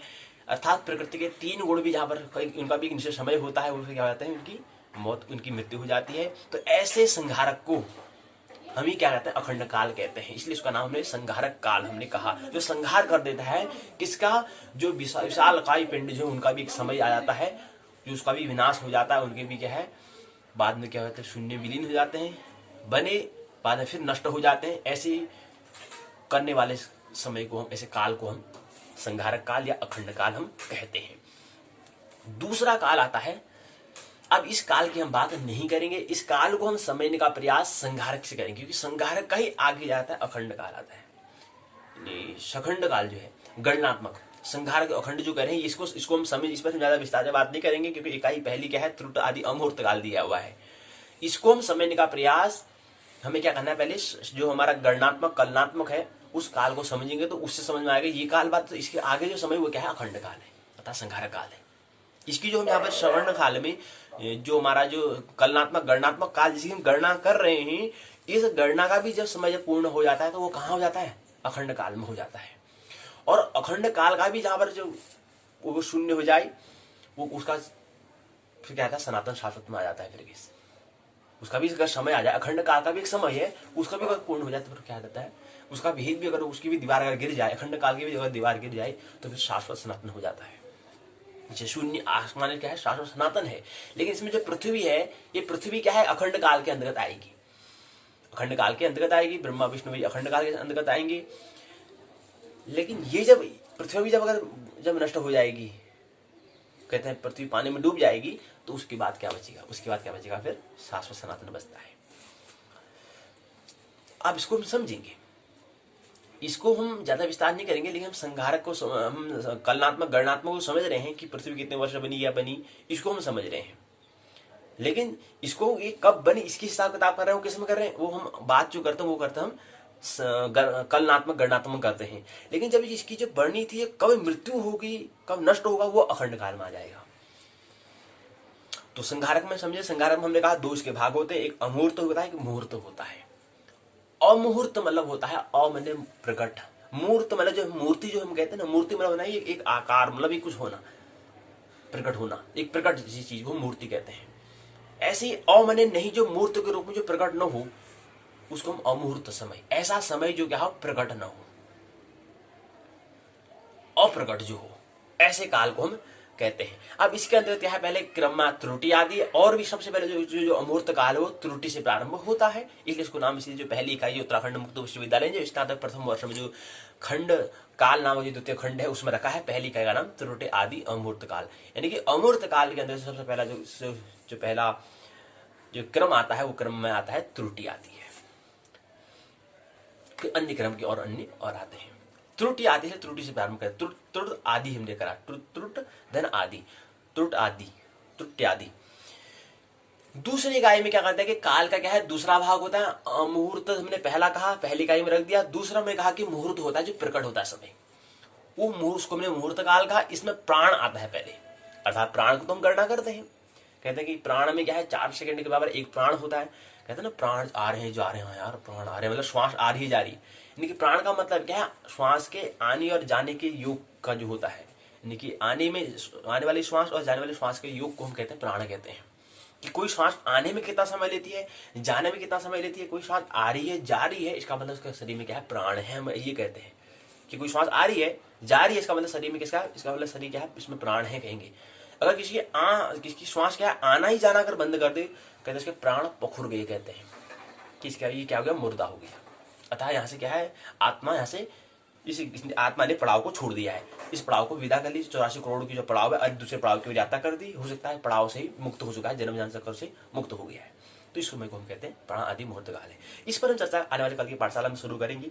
मानना नहीं, जानना, आनंद महोत्सव जीवन जीना है। मेरी बातों को प्रेम पूर्वक शांति में सुना, बहुत बहुत अनुग्रहित हूँ। अंत में सबके भीतर बैठे परमात्मा को प्रणाम करता हूँ, मेरा प्रणाम स्वीकार करें।